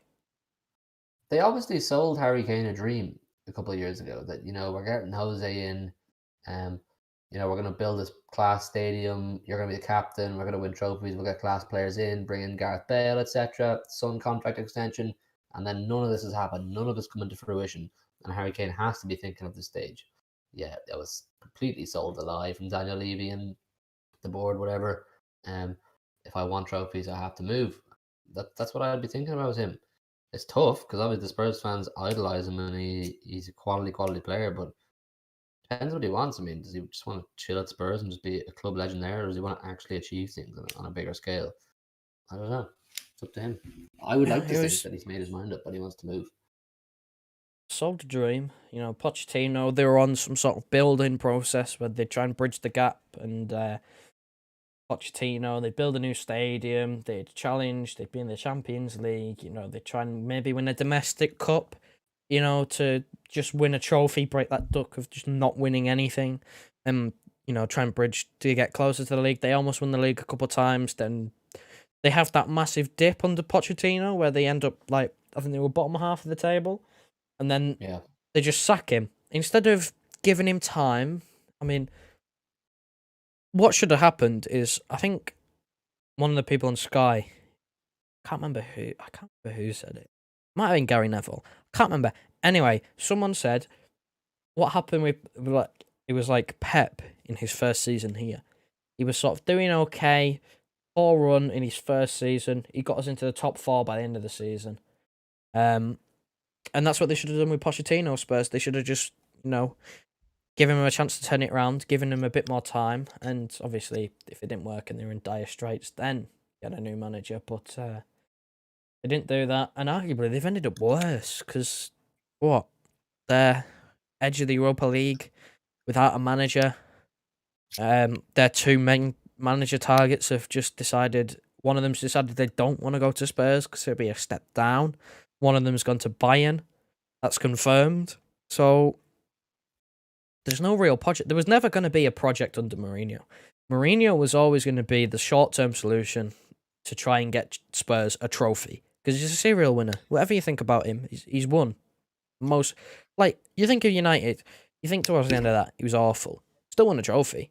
Still won 3 trophies in a season, albeit kind of lower down ones, but still he still won something. So their aim with Mourinho was he'd be there for a season or 2, he'd hopefully win something, and then they bring someone in who's got more of a plan, and they build from there. But Mourinho never won anything, he's got sacked, and now they don't know where to go. They're on the verge of losing not even just 1, maybe 2, maybe even 3 of their best players, because Son, I think if I'm Son, I want to get off. If I'm Kane, I want to get off. Bale's going to go back, whether he's one of their best, I don't know. Bale's going to go back because he's only on loan. Reguilon's got to buy back. He's done all right. Madrid might buy him back, depending on how they go. I don't know. But Kane and Son are the 2 big ones where you think one of them will leave. More likely Kane, but one of them will leave. So, come on, Harry. Sounds about right. I think that sounds about right. I think their biggest mistake, Spurs, was letting Pochettino go, or sorry, sacking him. Obviously, he had a plan in place. Yes, they were going through a rough patch when they sacked him, but you said it yourself. You got to show faith in your manager. And the thing is, if they did show faith in Pochettino and let him stay, he would have really appreciated that, and he would have probably, given time, made things better. Because let's not beat around the bush. He's an absolutely fantastic manager, Pochettino, and I could see him managing City at some stage down the line. I saw Freddie Pye saying it on Twitter today.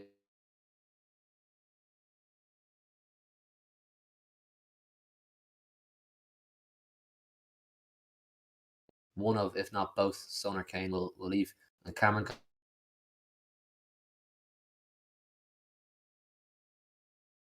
the sound you get when you're spitting facts. It's a new thing here. But he says Kane, Grealish, Zaha, etc. are also silly for signing those contracts as well. They know their quality and the teams will want them. Why sign such ridiculous deals for average teams made themselves prisoners? Yeah, I think Kane and Zaha are slightly different to the Grealish contract. I think Kane and Zaha both signed because they thought they're going to be part of a plan. With Grealish, it's purely because he knows he will leave anyway. He knows he will leave and he wants to get the most money for the club he loves. He absolutely lives and breathes Aston Villa. Jack Grealish does, and he will want whoever does buy him out of this massive contract to pay Villa the most money possible. I don't think he has intentions, Grealish, of filling out this 5 or 6 year contract, whatever it is, at Villa. I think he knows he'll leave in the next, I don't know, 6 to 12 to 18 months, whatever, that kind of period. Because when you're in the England Euro squad and you're playing as well as he is so frequently, someone will come in and pay Villa what they're looking for. And the word in the last few weeks was 70 to 80 million. I think that's well within the possibility that City could spend that money on Grealish. I'd take him, no problem. I know Renners, who comes in with his thoughts on Grealish quite regularly, is against the idea. But I think if it is to be 70 or 80 million, Villa one for City, or Villa one for Grealish, sorry, excuse me. I think it's well within the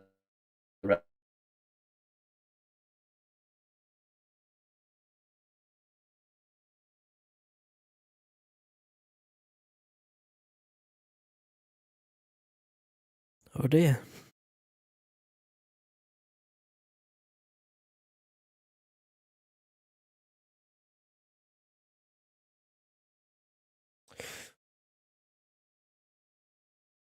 He's gone. He's gone. Sign that, you guys spend the money on good players, and we'll all have a great piece of history together. But that turned out to be bullshit. Didn't work out. So for Kane, it's a combination of naivety and also hope. He was obviously hoping it would work out, and now he finds himself in a rut where he has to find an alternative to win trophies, which I assume a player of his caliber wants to do. So they're different situations. But Grealish, it was, in my opinion, it was purely to get Villa as much money as possible. But for Kane, yeah, man, he's in a rut. I don't know. What do you make of those points, Joe? I don't know, because your internet cut out for half of that. I think it's dying. Oh, really? Yeah. I think it's been going. Proper ramble there. Sorry about that. We got some of the points. Like we got the Pochettino thing about you saying that he could. There was a tweet from Freddie Pye saying that he could manage us. I agree with that one. I generally think that Pochettino, when Pep's contract was up before he signed a new one, I think Pochettino was one of them names who was possibly in the hat to come and manage us at that point.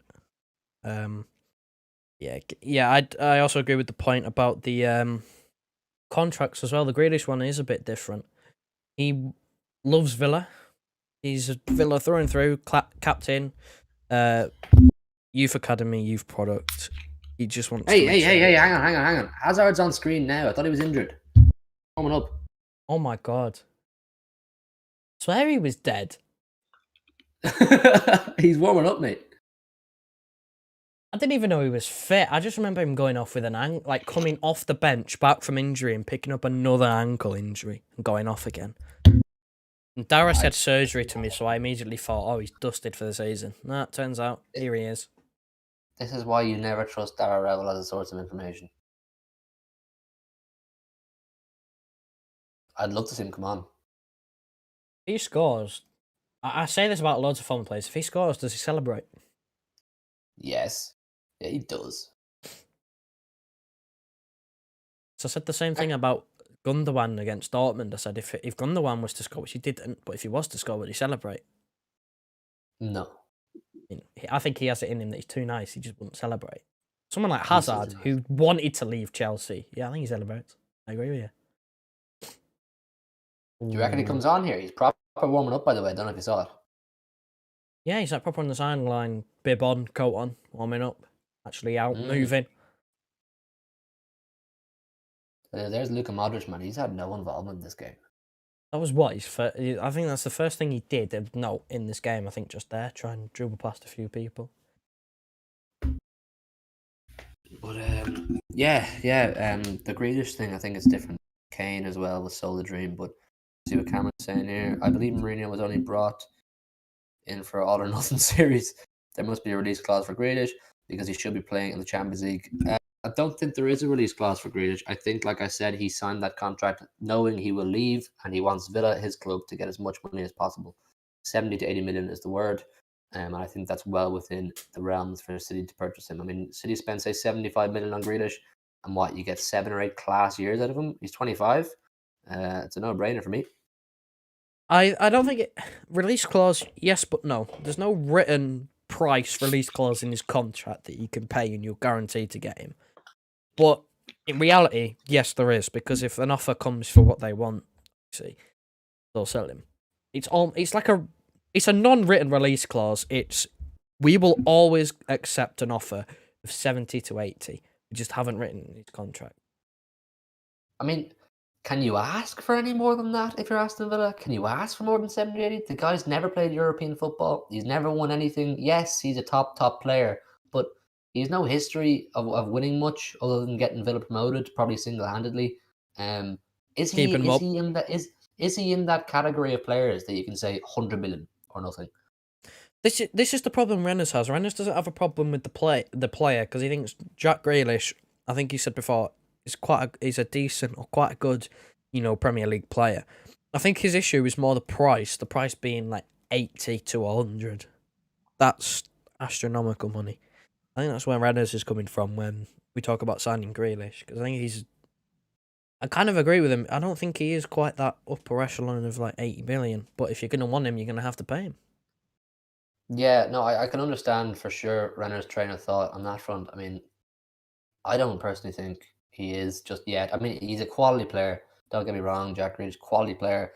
But like I said, he's not achieved enough. I mean, the players that you ask for 100 million for, 100 million plus, they've all achieved in their own right. I mean, yeah, Harry Kane's not achieved anything as such, but he's the top scorer in the Premier League year in, year out.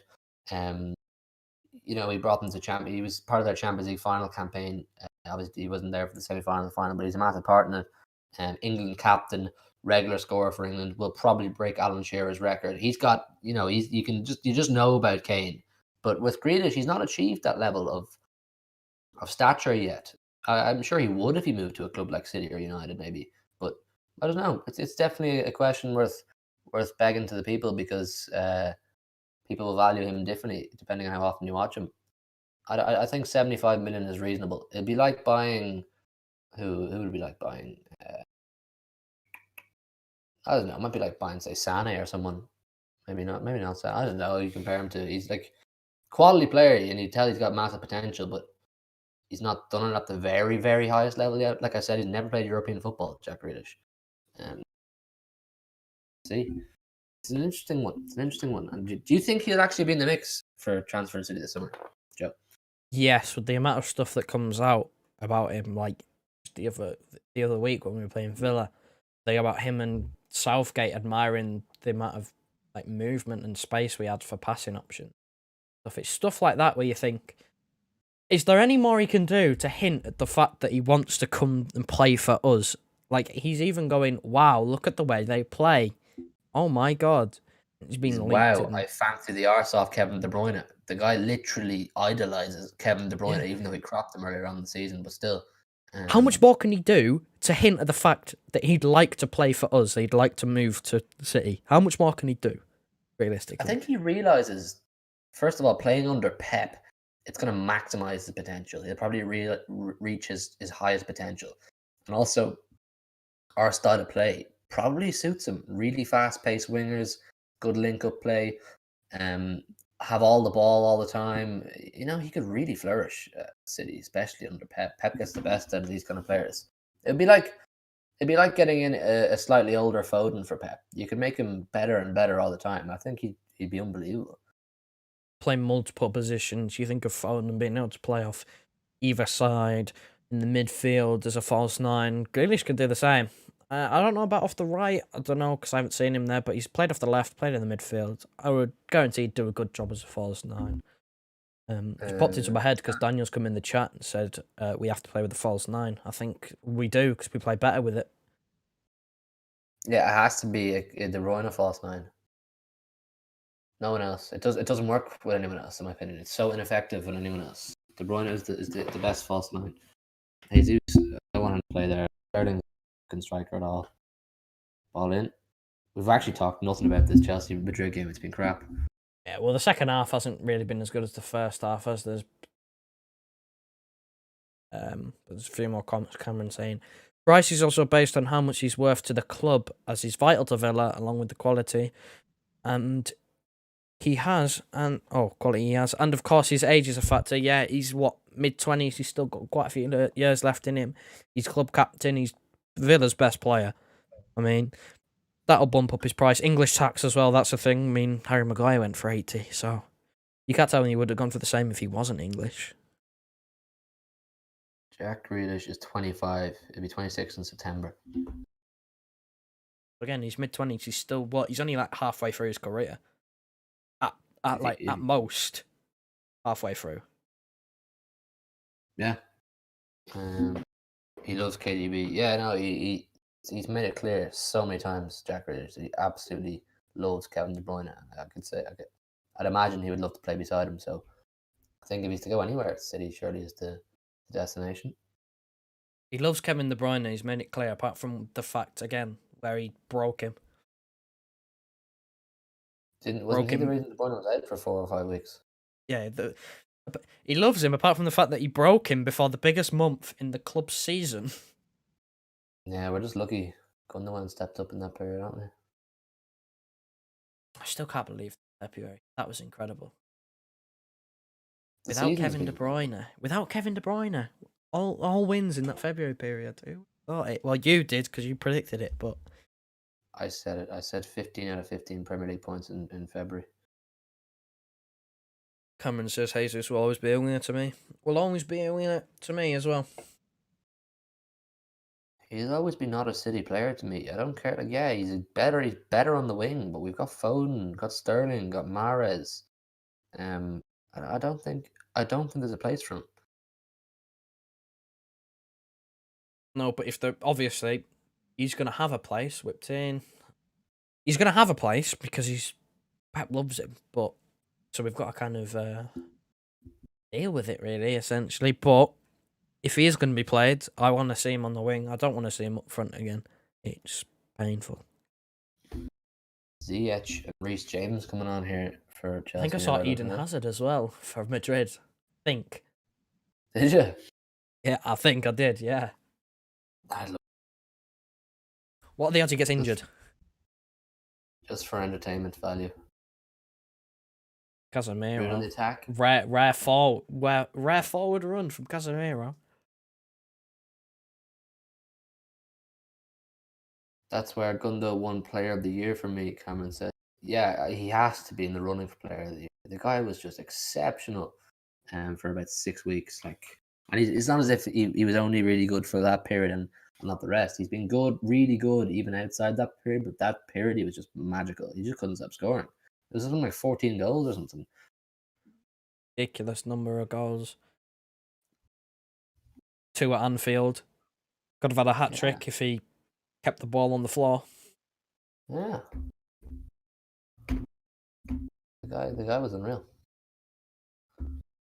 That's why it pisses me off so much that either him or Diaz isn't the bookie's favourite to win Player of the Year. It's Bruno Fernandes. I mean, on what merit does Bruno Fernandes have to be in the favourite spot for Player of the Year? The guy's not played well in a big game ever for Man United, first of all, and he's fairly average otherwise. He does a few good things, but he's not Player of the Year quality. Sorry, that's bullshit. United. There's 3 reasons. United tax. He takes penalties, and Man United get a lot of penalties. I think it's up there for most penalties out of all teams in the Premier League. And also, what else? He loves a Hail Mary through ball to Dan James. The yellow card. Cameron says, I have some weird love for Jesus, though I know he's always gonna give his all, at least like Bernardo and Fernandes. Yeah, no, listen, I've nothing against him as a guy at all. I do, and he's given us some great moments. Like obviously, that is Hazard coming on. There he is. Hazard is on to play against Chelsea. He's so fat. Look at his bunda. Jesus. I think he's lost a little bit of weight. He's not as fat as he was. Remember when he first came? Oh my god, he was overweight. He was celebrating with that Madrid money, wasn't he? But yes, Cameron, I've nothing against Jesus as a guy, and he's given us that Centurions moment, obviously with the goal against South, a few other goals here and there. But I just don't think he's fully City quality. Simple as. I think he's a top 14 player. I don't think he's a team challenging for the league every season or a team challenging for Champions League every season quality. Penalties huge. That's why. Yeah, Joe just said it. Joe just said it. Man United get an unholy amount of penalties, and he puts them all away, really. But I mean, how is that Player of the Year quality? Because you score penalties. I'm There you go. sorry. That's the stat. Here's That's a the stat now. stat. 23 goals, 15 of them from penalties. How is that Player of the Year quality? I'm sorry. Player of the Year. This isn't American football. You don't just take the punts and then go off after. You're contributing to 90 minutes of a game 2 or 3 times a week. Player of the Year has to play well, not kick from the spot well. I'm sorry, it's nonsense. Whatever you may think, Ruben Diaz or Ilkay Gundogan, one or the other, should be the bookies' favorite for Player of the Year, and I'll be very fuming if one of them don't get it. Particularly Diaz, he's been absolutely exceptional for steadying the ship, not just defensively but as a team. The amount of confidence our team takes from Ruben Diaz being in the back is unreal. The players play with so much more freedom. They look less nervy. I mean, if you compare our team now to the way it was last season when it was Fernandinho and Otamendi playing as the centre halves, the whole team looked nervous. It was a case of, if we lose the ball, it's a high chance we're going to concede, because Fernandinho, class player, not centre half. Okay, he looked uncomfortable there because he was 33, 34, played his whole career as a midfielder, and then gets told you're playing centre half now because Laporte's injured all the time and Company's just left. Otamendi speaks for himself. So Diaz came in, completely steadied the ship, brought a new lease of life to the team, to John Stones. It's given us more squad depth and rotation. And obviously he backs up a performance on the pitch. The guy has to be at least second favourite behind Gundogan, if not first, in front of Gundogan for Player of the Year. So that pisses me off, this whole United tax thing that you keep saying, Joe. It definitely exists. It's just, I don't know how you can make a shout for a player for a team playing in the Europa League.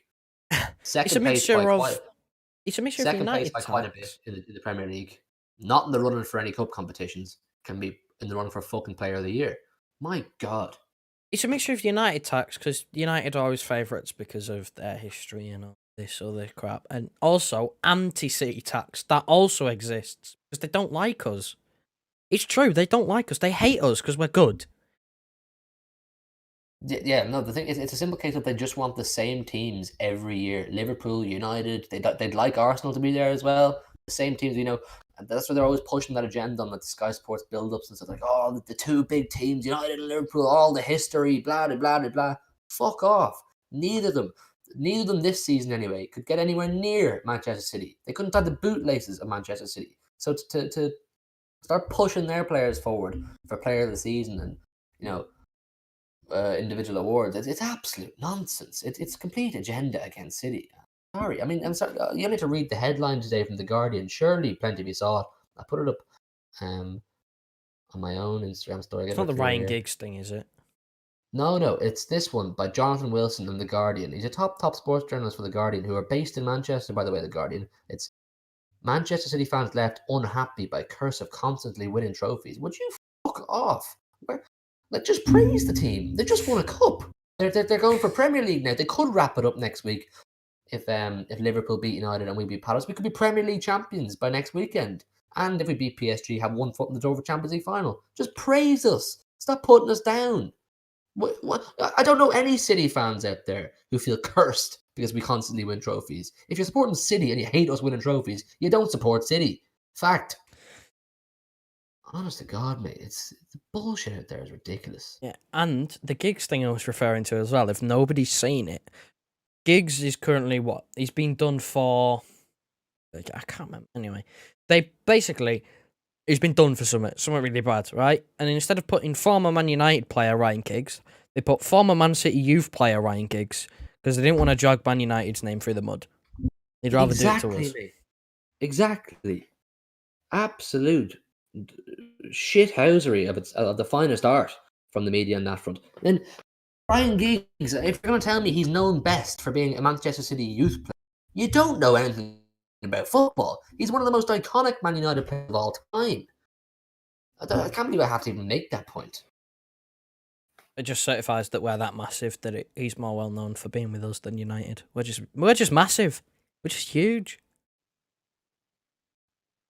Tell you what it is, Joe. We are rent free in their heads, all of them. Rent fucking free. Yeah, there's more comments from Cameron. Jesus would rip up Serie A like it's nothing, I think. Yeah, I mean, Serie A's much slower. I think he'd do much better in a slower league because he gets more time to think. I think he can't keep up half the time because he doesn't know what to do. Decision making is just poor. Yeah. I love the comments in recent interviews from Diaz, Fernandinho, and Gundogan. Going to make me love them more. You see what Gundogan did today? And he did what did he do? He did gave meals and shirts away for charity. Find it. Yeah, he donated 3,000 meals to, was it Yemen or was it somewhere else? Maybe I could be wrong. It's part of it. He's Muslim, I think. I think it's part of his Ramadan charity work or something. But it's unbelievable gesture. He's been doing that all season for even charities in Manchester. Here we go. He's a classy Ilkay Gundogan. Ilkay Gundogan has paid for 3,000 school meals to people in need in Indonesia, as well as donating gifts such as shirts. The stuff to do with Ramadan. There you go. Money automatically means our players don't work hard day in, day out. To win. Let's remember that, guys. Yeah, we spend that much money, they don't work very hard. We just buy the best and they play the best. He says here, guys, I don't think I can take the silver anymore. I feel sick. Well, yeah, you should feel sick, Cameron. You should. Apparently, you should feel sick. Hate it. Hate all the trophies. So sick of winning trophies, aren't we? Let's go back to Division 3, the good old days. Oh my God! Give me. Let's go and support Spurs. They never win anything. I mean, you speak to Premier Hotspur or Matt on the live streams, they kill for a trophy. They want one so bad. Honestly, they are dying for one. Not just them, the whole club is dying for a piece of silverware. And apparently we're sick and tired of winning stuff. I mean, it's just backwards, really. I wouldn't pay too much attention to the people in the media who write stuff like that, because agenda. Complete agenda. You're right though. Like, after speaking to Simon and Matt yesterday and before the game for the preview, it's so clear that if they'd won that Carabao Cup, it would have been one of the greatest days in their lives, genuinely. And we just won 4 in a row, like it's nothing. But we still love it. You saw us celebrating on stream last weekend. The other day when we beat Spurs. You saw us celebrating on stream. When that goal went in, it was it was amazing when the goal went in. 82nd minute, quite late onto the game, still 0-0, still riding our luck at times. So they didn't do much, but there's a couple times where you think, you make a mistake and they're in. So, yeah, it means everything to win a trophy. That's what football is all about, success. I mean, just ask anyone who's against the European Super League. It should be based on sporting merit and success. Your achievements and how you play and where you're playing, not, how good you used to be. It's football, anything could happen. Any City team could turn up, any Spurs team could turn up, On a different day, Spurs could have won it, On a different day, we could have put like 3 or 4 of those away and won it within the first half. I mean, it's football. It's what it's all about. You compete to win as much as you can. If you didn't compete to win, why bother? Exactly. And you think, based off that headline from that Jonathan Wilson article in The Guardian, you think that when Laporte did score that winning goal, we're all going, fuck's sake, here we go again. Another goddamn trophy. Are you taking the piss now? Fuck's sake. No, mate. Completely wrong. And you're dumb if you think that's the way we operate as fans. No, we absolutely cherish every trophy we win, because you never know when it'll stop. You never know when those moments will go away. Honestly. That kind of stuff's annoying. Cameron says, apparently we ruined the Prem. Did people see the Prem before us? It was all United and a few anomalies. Yeah, that's the thing. No one talks about the fact that United absolutely dominated the Prem for so many years. Even through the 80s, Liverpool dominated it. You know what I mean? It's just football. It works in cycles. There will come periods in time. No, hang on, Real Madrid here. There will come periods of time where we don't win much for a while, and we'll have to rebuild at some stage. Like that will happen. That's just football. But that's why we love it, because you know you need to rebuild and regroup and try to get back on top. Like that's what football's about, trying to stay on top. And not everyone can do it all the time. So you just have to enjoy it while it's there. I'm sick of winning trophies. Yeah, I mean, it still remains on record. We won 2 in a row. We were the first team to retain the Premier League title for a decade. The last team to do it 3 times back to back to back was Man United. Did they do 3 in a row? They were the last team to do 3 Premier League titles back to back to back. No one has ever done 3 Premier League titles apart from Man United. They were the last team to do 3 in a row. We never got there. We only did 2, and we almost didn't even do the second one. Like, Liverpool took us all the way, and then they won it the next year. And there was a Leicester a few years ago. Chelsea won one a few years ago. I mean, United haven't won one for ages. That's just football, mate. That's just a cycle of football. Like you just know fine well United will win another one at some stage because the sheer size of their club. But you know what I mean, all credit to Liverpool with their Premier League. They deserve it. They're the best team that season, and that's why we love it. That's why we do cherish the Premier League we do win. If we do win it next weekend in Palace, you'd be damn sure we'll be absolutely buzzing. You'll see us on the stream for the Palace game. It'll be special. So United yeah, play first. Huh? Do United play first on that weekend? Like, would we know if we beat Palace? Liverpool United play on Saturday. We play Palace on Sunday, so we will know before our stream starts if we could win the Premier League that game. No, we play early kickoff on the Saturday. Sorry, it's the other way around completely. We'll be watching Liverpool United, knowing whoever wins that. I thought it was the other way around for a sec. We could do a watch along because we could potentially win the league. If I'm not hungover, I'll do a watch along. I can't guarantee that Saturday night. Do you know what I mean? You could trust me and Dara enough to do it. We could do it. But Absolutely not.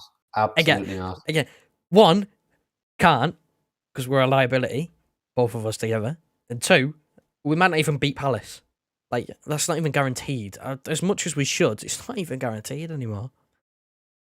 Because it's football. Yeah. Anything can happen. It's football. Cameron says this game has gone downhill from the first half. Yeah, man, this game's a bit dead. I won't lie. There's about 12 minutes left now. On my tally here, it's dead. It's dead. I think it's going to be 1 each going back to Stamford Bridge. I don't even know if we're synced up anymore. I don't care. The game's just okay. Yeah, Cameron mate, I got it wrong in my head for a sec. I don't know why I thought we played second, but we were early on Saturday, unfortunately, so we'll be up early. I hate the early kickoffs. We weren't even an early kickoff. We were a 3 o'clock kickoff. It got moved back. Yeah. Free kick. Ooh. A few seconds. Was our Leeds game that we lost of the week was early kickoff, wasn't it? Yeah, the last early kickoff we lost. The last early kickoff before that was West Ham. We barely won.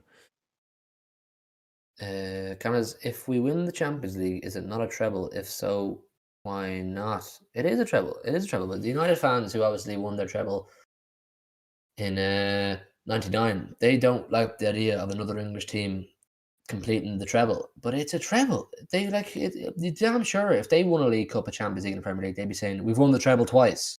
It's a treble. You won a domestic cup, your domestic league, and the European Cup. Yeah, but just treble. Three trophies. What's that? Listen to Brent. Listen to Brent. He calls it the United treble, the FA Cup, Champions League, and Premier League. A treble is a treble. When you win a European Cup, a Premier League, and a domestic trophy, a treble is a treble. So what? It might be the other domestic trophy. It's still a domestic cup, regardless of whether you think it's the easier one to win. If it's the easier one to win, you go and win 4 in a row. It's facts. Hit the fact board there, Joe. That's big facts. And people who don't know who Brent is, Joe constantly refers to Mark Goldbridge as Brent because he refused to call him Mark Goldbridge. But yes, Goldbridge is he won't admit that a treble would be Carabao Cup, Champions League. Even if you win the Prem, the Carabao, and the FA Cup, what's that? 3 trophies. What's 3 trophies? A treble. So you know what I mean. It's all perspective. What's his second name again, Joe? Brent what? This is our. Jesus.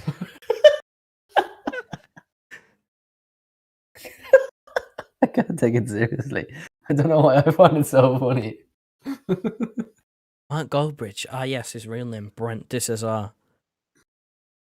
Jesus Christ, Casemiro. God. This game is absolutely dead, man. Honest to God. I'd fancy us to beat either of these teams based off this performance. I really would. Based on the second half alone, my God. I mean, Chelsea will take this because it's a 1-1 with an away goal. My That's a God. win. That's essentially a win. Like, Chelsea don't have to do anything in the second half. They just have to not lose horribly or not draw by conceding loads of goals. comment says FA Cup is more prestigious, but the Carabao is still a domestic cup, so it should be. FA Cup is not. It's not more prestigious anymore. Historically, yes, it was, but nowadays it's treated the exact same way by the most part of managers. Many managers, like Klopp has done, will put out his youth team in the FA Cup. They'll put out their second team in the FA Cup. It's not as prestigious as it used to be. It just isn't. It used to qualify you for a European spot back in the day. The FA Cup, if you win it, doesn't anymore. So it's the exact same as the League Cup. Does. Oh, it does. Well, maybe Europa though. Europa League. You play on a first day. Well done. So let me reiterate that it doesn't qualify you for European football. No. I don't think it's more prestigious, Cameron. I don't think the FA Cup's more prestigious than the Carabao, other than that Europa League football, which you probably would rather not play at all as a City fan. Europa League football, no, it's a treble. Most of the time, the person who wins it's already in Europe anyway, so it doesn't matter. It just ends up going to 7th in the league table, which I don't know why. That's the Premier League. But this thing about it being more prestigious, I can't even say it. Prestigious. It's not. It's older. It's an older competition. I think they advertise it as the oldest cup competition. It's older. Doesn't mean it's any better. Cameron says, Brent, this is our lol. This is his government name on the birth certificate, Brent de Cesar.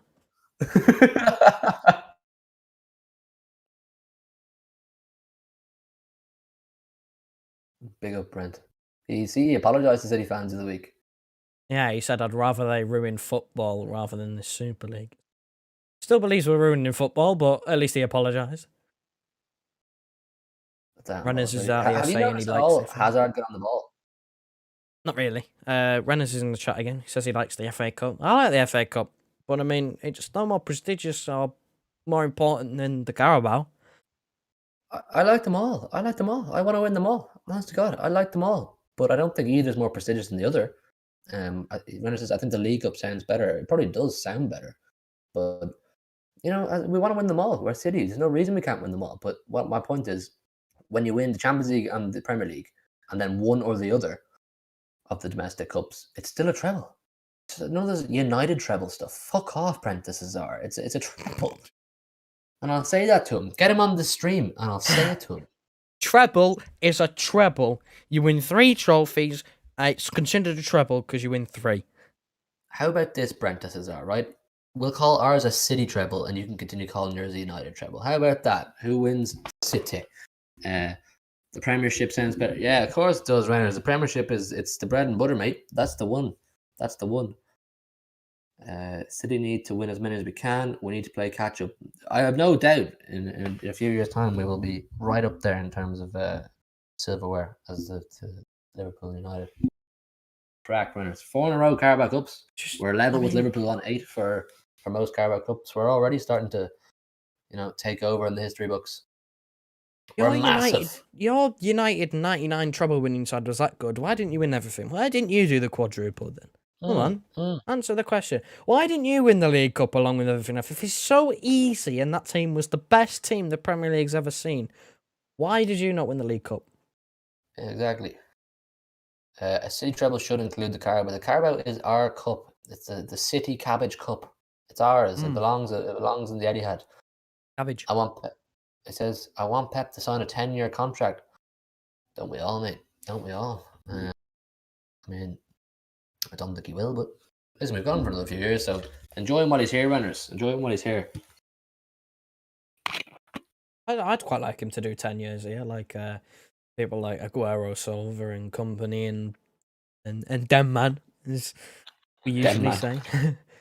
Just I don't see why he not. comes here. I don't see He why not. comes here for a decade and wins pretty much everything. Champions League or no Champions League, it's still a success. Rivals will still view it as a failure if he don't win the Champions League because he was supposedly brought in for it. He wasn't brought in. He was brought in because he was mates with the board. I think if Pep wins the Champions League at his time at City, he goes down as the greatest manager of all time. He just Gary has to. Neville said it. Gary Neville said it. Well, Gary Neville said we'll look back in possibly 10, 20 years' time and go, my God, Pep Guardiola was the best manager we've ever seen in this country. And he played under No, Sir Alex Ferguson. exactly. He's just slagged off his own gaffer there. Saying, yeah, you're good, Fergie, but you're not quite Pep. Yeah, because Pep has genuinely changed football, like wherever he's gone. He's had an effect Exactly. wherever he's been. I think he wins the Champions League, he goes down as the best of all time. I mean, he's about to win. Yeah, you cannot His say he third time? hasn't affected English football. Look at the teams like Brighton. They try and play football. Look at that. He's encouraging teams to come out and play like decent football, not like them lower teams down the league who just kind of sit back and lump it long and try and nick a point by just being Burnley, essentially. Yeah, I mean, you're right. Yeah, he's completely changed football. And he is the greatest manager of all time, but the Champions League solidifies it. Third Premier League in 4 years, 4 out of 4 Carabao Cups. Speaks for itself, mate. Speaks for itself. A few FA Cups in there. Obviously, Well, the big one, the Community Shield. You know what I mean? The guy's four of absolutely unreal. I mean, 5 Carabao Cups because he didn't win it in his first season. tell me this. Tell me a stat if anyone knows it, because I'm almost certain it took Fergie quite a few years to win his first Premier League at United. Pep did it in his second, and he's about to go for his third in 4 years. I mean, could Fergie?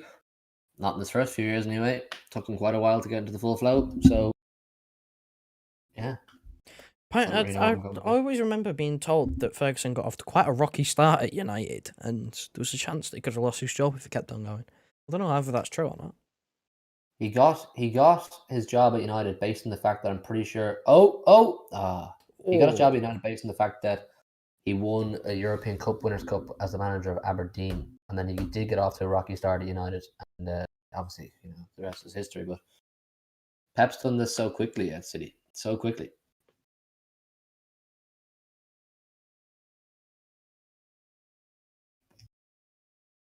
Pep, just stay forever, please. Why would he leave? It's made for him. If he wins the Champions League, the pressure's off and he can just have fun with this team. If he wins one Champions League, I think you'll see a few of them. Once they shake off, get the shackles off, with this first Champions League, just break the stigma. Yeah, I think you'll see a few. Which is an exciting prospect. About a minute and a half here to go. Jeez, who was that bombing down the wing? Was that Rudiger? Yeah, it was. He's down now. Another Yellow booking. card. Roger Zola. Never heard of him. He's back up. He's a backup right back. Tell you what, mate. Eden Hazard I don't think he touched the ball. There you go. Alex Ferguson. 4 years for Fergie. He managed in 89 and won it in 93. There you go. Took 4 years. Pep Guardiola won it in his second season in the Prem. And then won it again in his third. Exactly. And he's about to win it again in his fifth. Outrageous, that is. He's the greatest Premier League manager of all time. People who say Klopp is the best. Oh my God. I've seen plenty of people say Klopp is the best. I'm like, oh my God. How can you possibly say that Klopp is the best Premier League manager of all time? I saw it on an 888 Sports video, with Rory Jennings and Expressions and all those lads. I was like, oh my God. They're all closet Liverpool fans, though. Such nonsense. Such nonsense. Who's this coming on? Rodrigo. It looks like. That's a no-look pass from Rudiger. This was the... Is it the goal? Yeah, it is, yeah. Rudiger's long ball was no-look. The two people who got the assist was centre-backs. Is that Cameron's stat you read out, Joe, or did you get it online? That's Cameron's stat. He said 4 years, Fergie, 89. I assume that's when he was first manager at United, and then he won it in 93. There you go. Exactly. You said it yourself. Took him 4 years. Took Pep 2. Took him 4 years. In 4 years, Pep had won it twice. Exactly. Stats speak for themselves.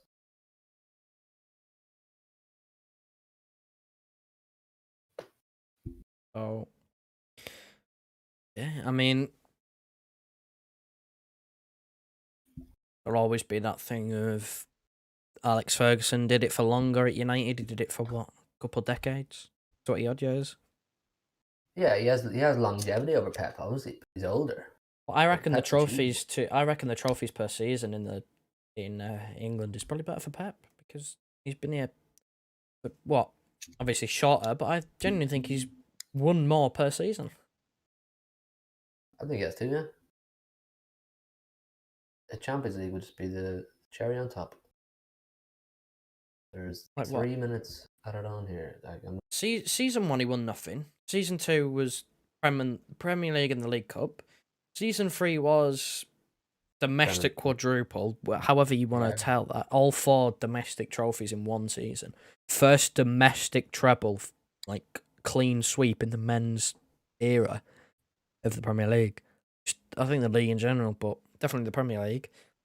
And when we were supposedly awful and bad champions, and we couldn't string a winning streak together in the league, we still won the Community Shield and the Cabbage Cup that season.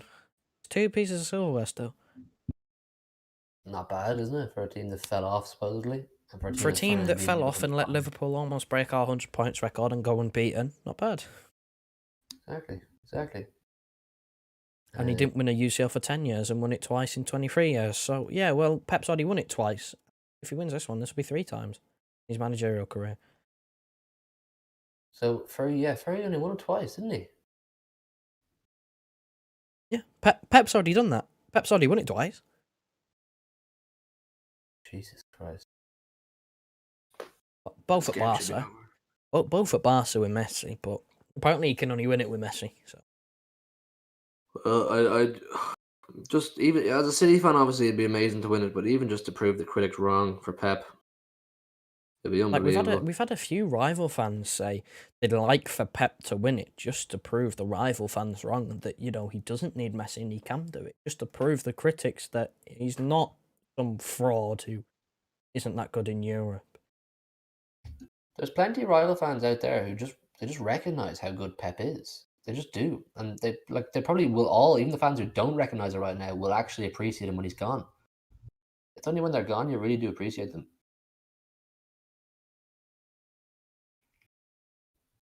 One last attack, possibly,